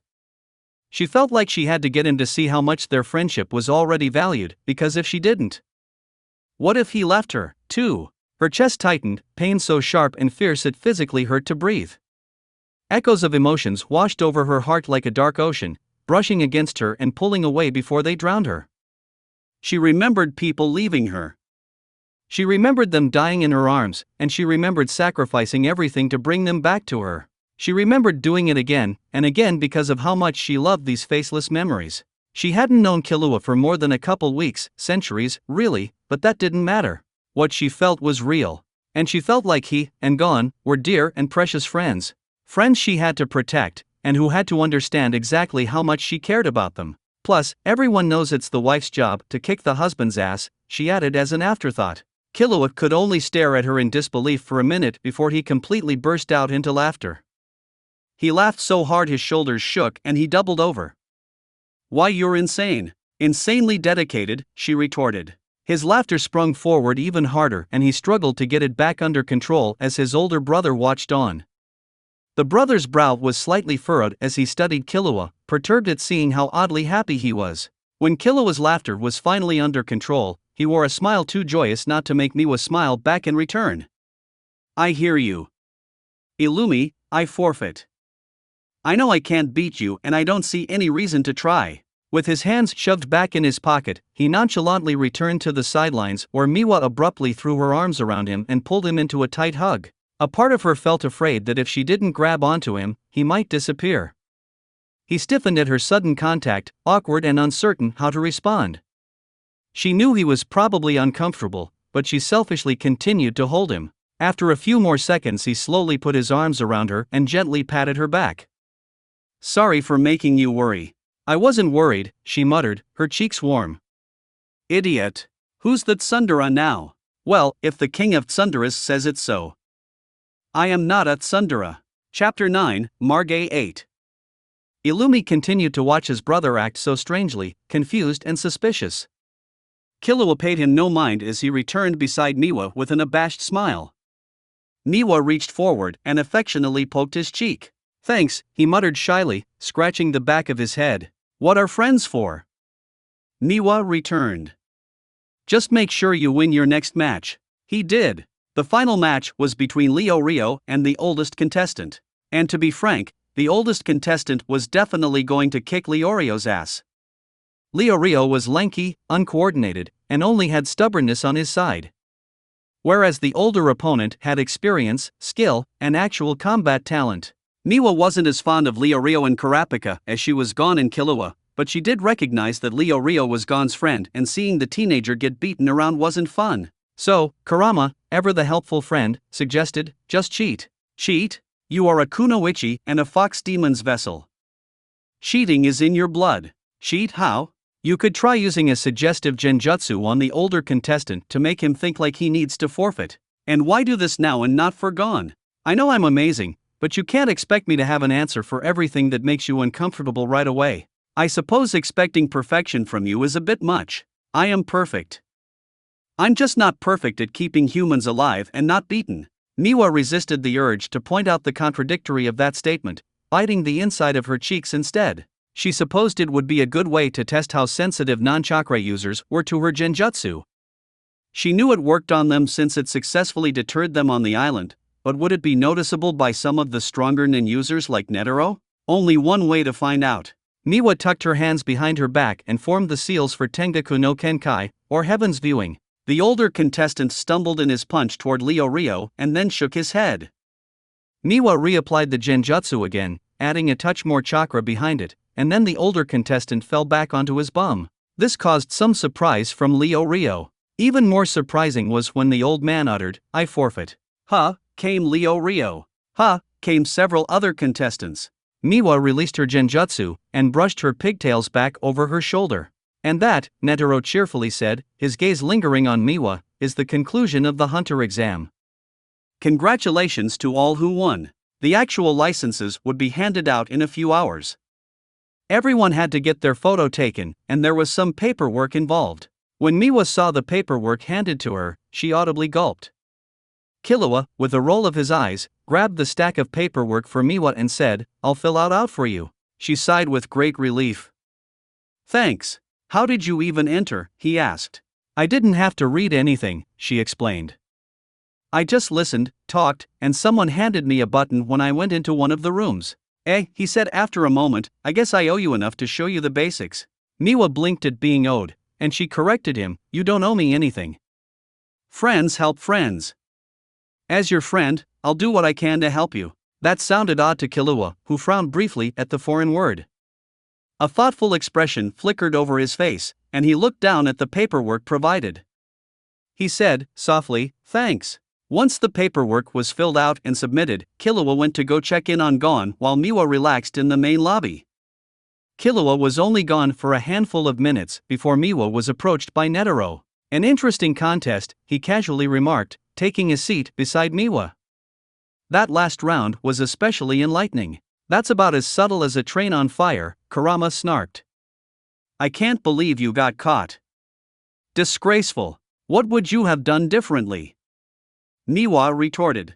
Not get caught. Well, Miwa said slowly, tilting her head as she eyed Netero. You didn't say we couldn't help other contestants. Implied through one-on-one, Netero rebutted. Then why didn't you stop me? She asked him, brushing back one of her pigtails. Netero then smiled a smile that was not kind nor malicious. What he said next gave Miwa and Kurama a better glimpse at who exactly this man was. He said, "More fun this way, don't you think?" Miwa beamed in return as Kurama cackled in her head. "Amen. I agree. Where will you be heading off to now?" Netero inquired. "I dunno. Adventuring with my friends is about the furthest I have planned." Do enjoy yourself, then. If you're able to, you should visit my dojo. You should be able to enjoy yourself there, Netero advised. Thanks. A few hours later, the licenses were handed out without much affair. Miwa's hunter license was about the size of her palm, laminated and written in the language she could only kinda sorta read. Killua had taught her how to write her name, so she was able to read that much. Although it looks like he wrote down a last name for me, but I can't read it, she thought, peering at the odd jumble of words. I hope he didn't give me something stupid like cutie a patootie. PFFFFFT. Miwa, Killua said, tilting his head back and motioning for her to come to him. Miwa got up from her seat and walked over to her friend. He offered her a cheeky grin. Or do I call you honey pie or something now? The sheer absurdity of Killua calling her that made her snort and giggle, which caused him to snicker. In the short time they had known each other, the two could say for certain that cute nicknames were never going to happen. Nope. I want darling dearest, she said with a teasing grin. How about you, sugar pie? Killua had to cover his mouth to try and repress his laughter at that. He coughed to try and get it back under control, and Miwa patiently waited while still giggling herself for him to calm down. I'll pass on that. Dee darling dee dear, pht. I can't, Killua laughed, wiping at his eyes. Miwa smiled sweetly at her friend. Okay. I guess just Miwa is fine. Thanks. Miwa, I'm going to head home for a bit. Miwa tilted her head at that, blinking in surprise. Huh? How come? Killua shoved his hands in his pockets as he explained, I left without talking to my father. I want to travel with you and Gon and you know. But to do that I need to make sure my father understands. How come? Miwa asked, confused. Would he hunt you down otherwise? Don't worry, I can protect you. No, I mean, well, yeah, he'd probably come get me, but Killua shook his head, he's my father. I respect him. I want him to understand. Want me to come with? No thanks, Killua said with a shake of his head. Stay with Gon, okay? Miwa frowned, a little unhappy that he was leaving. Then when Gon wakes up we'll come get you, okay? You don't. We'll come get you, she repeated back sternly, pulling out one of her Horatian daggers and shoving it in his hands. Here. Take this. If you need me at all, tear off this tag at the end and I'll immediately come to you. Killua closed his fingers around the dagger, accepting it. Okay. I'll talk to you later, then? Miwa reached forward, wrapping her arms around Killua's neck and pulling him into a tight hug. You definitely will. Again, Killua hesitated for a split second before he returned her hug, squeezing her tightly. Almost too soft for Miwa to hear, he said, thank you. Always and always, the words slipped out in return. That's it for this reading. Hit like and subscribe for a free ticket pass going to the different worlds of anime fanfiction. Looking forward to having you on board again.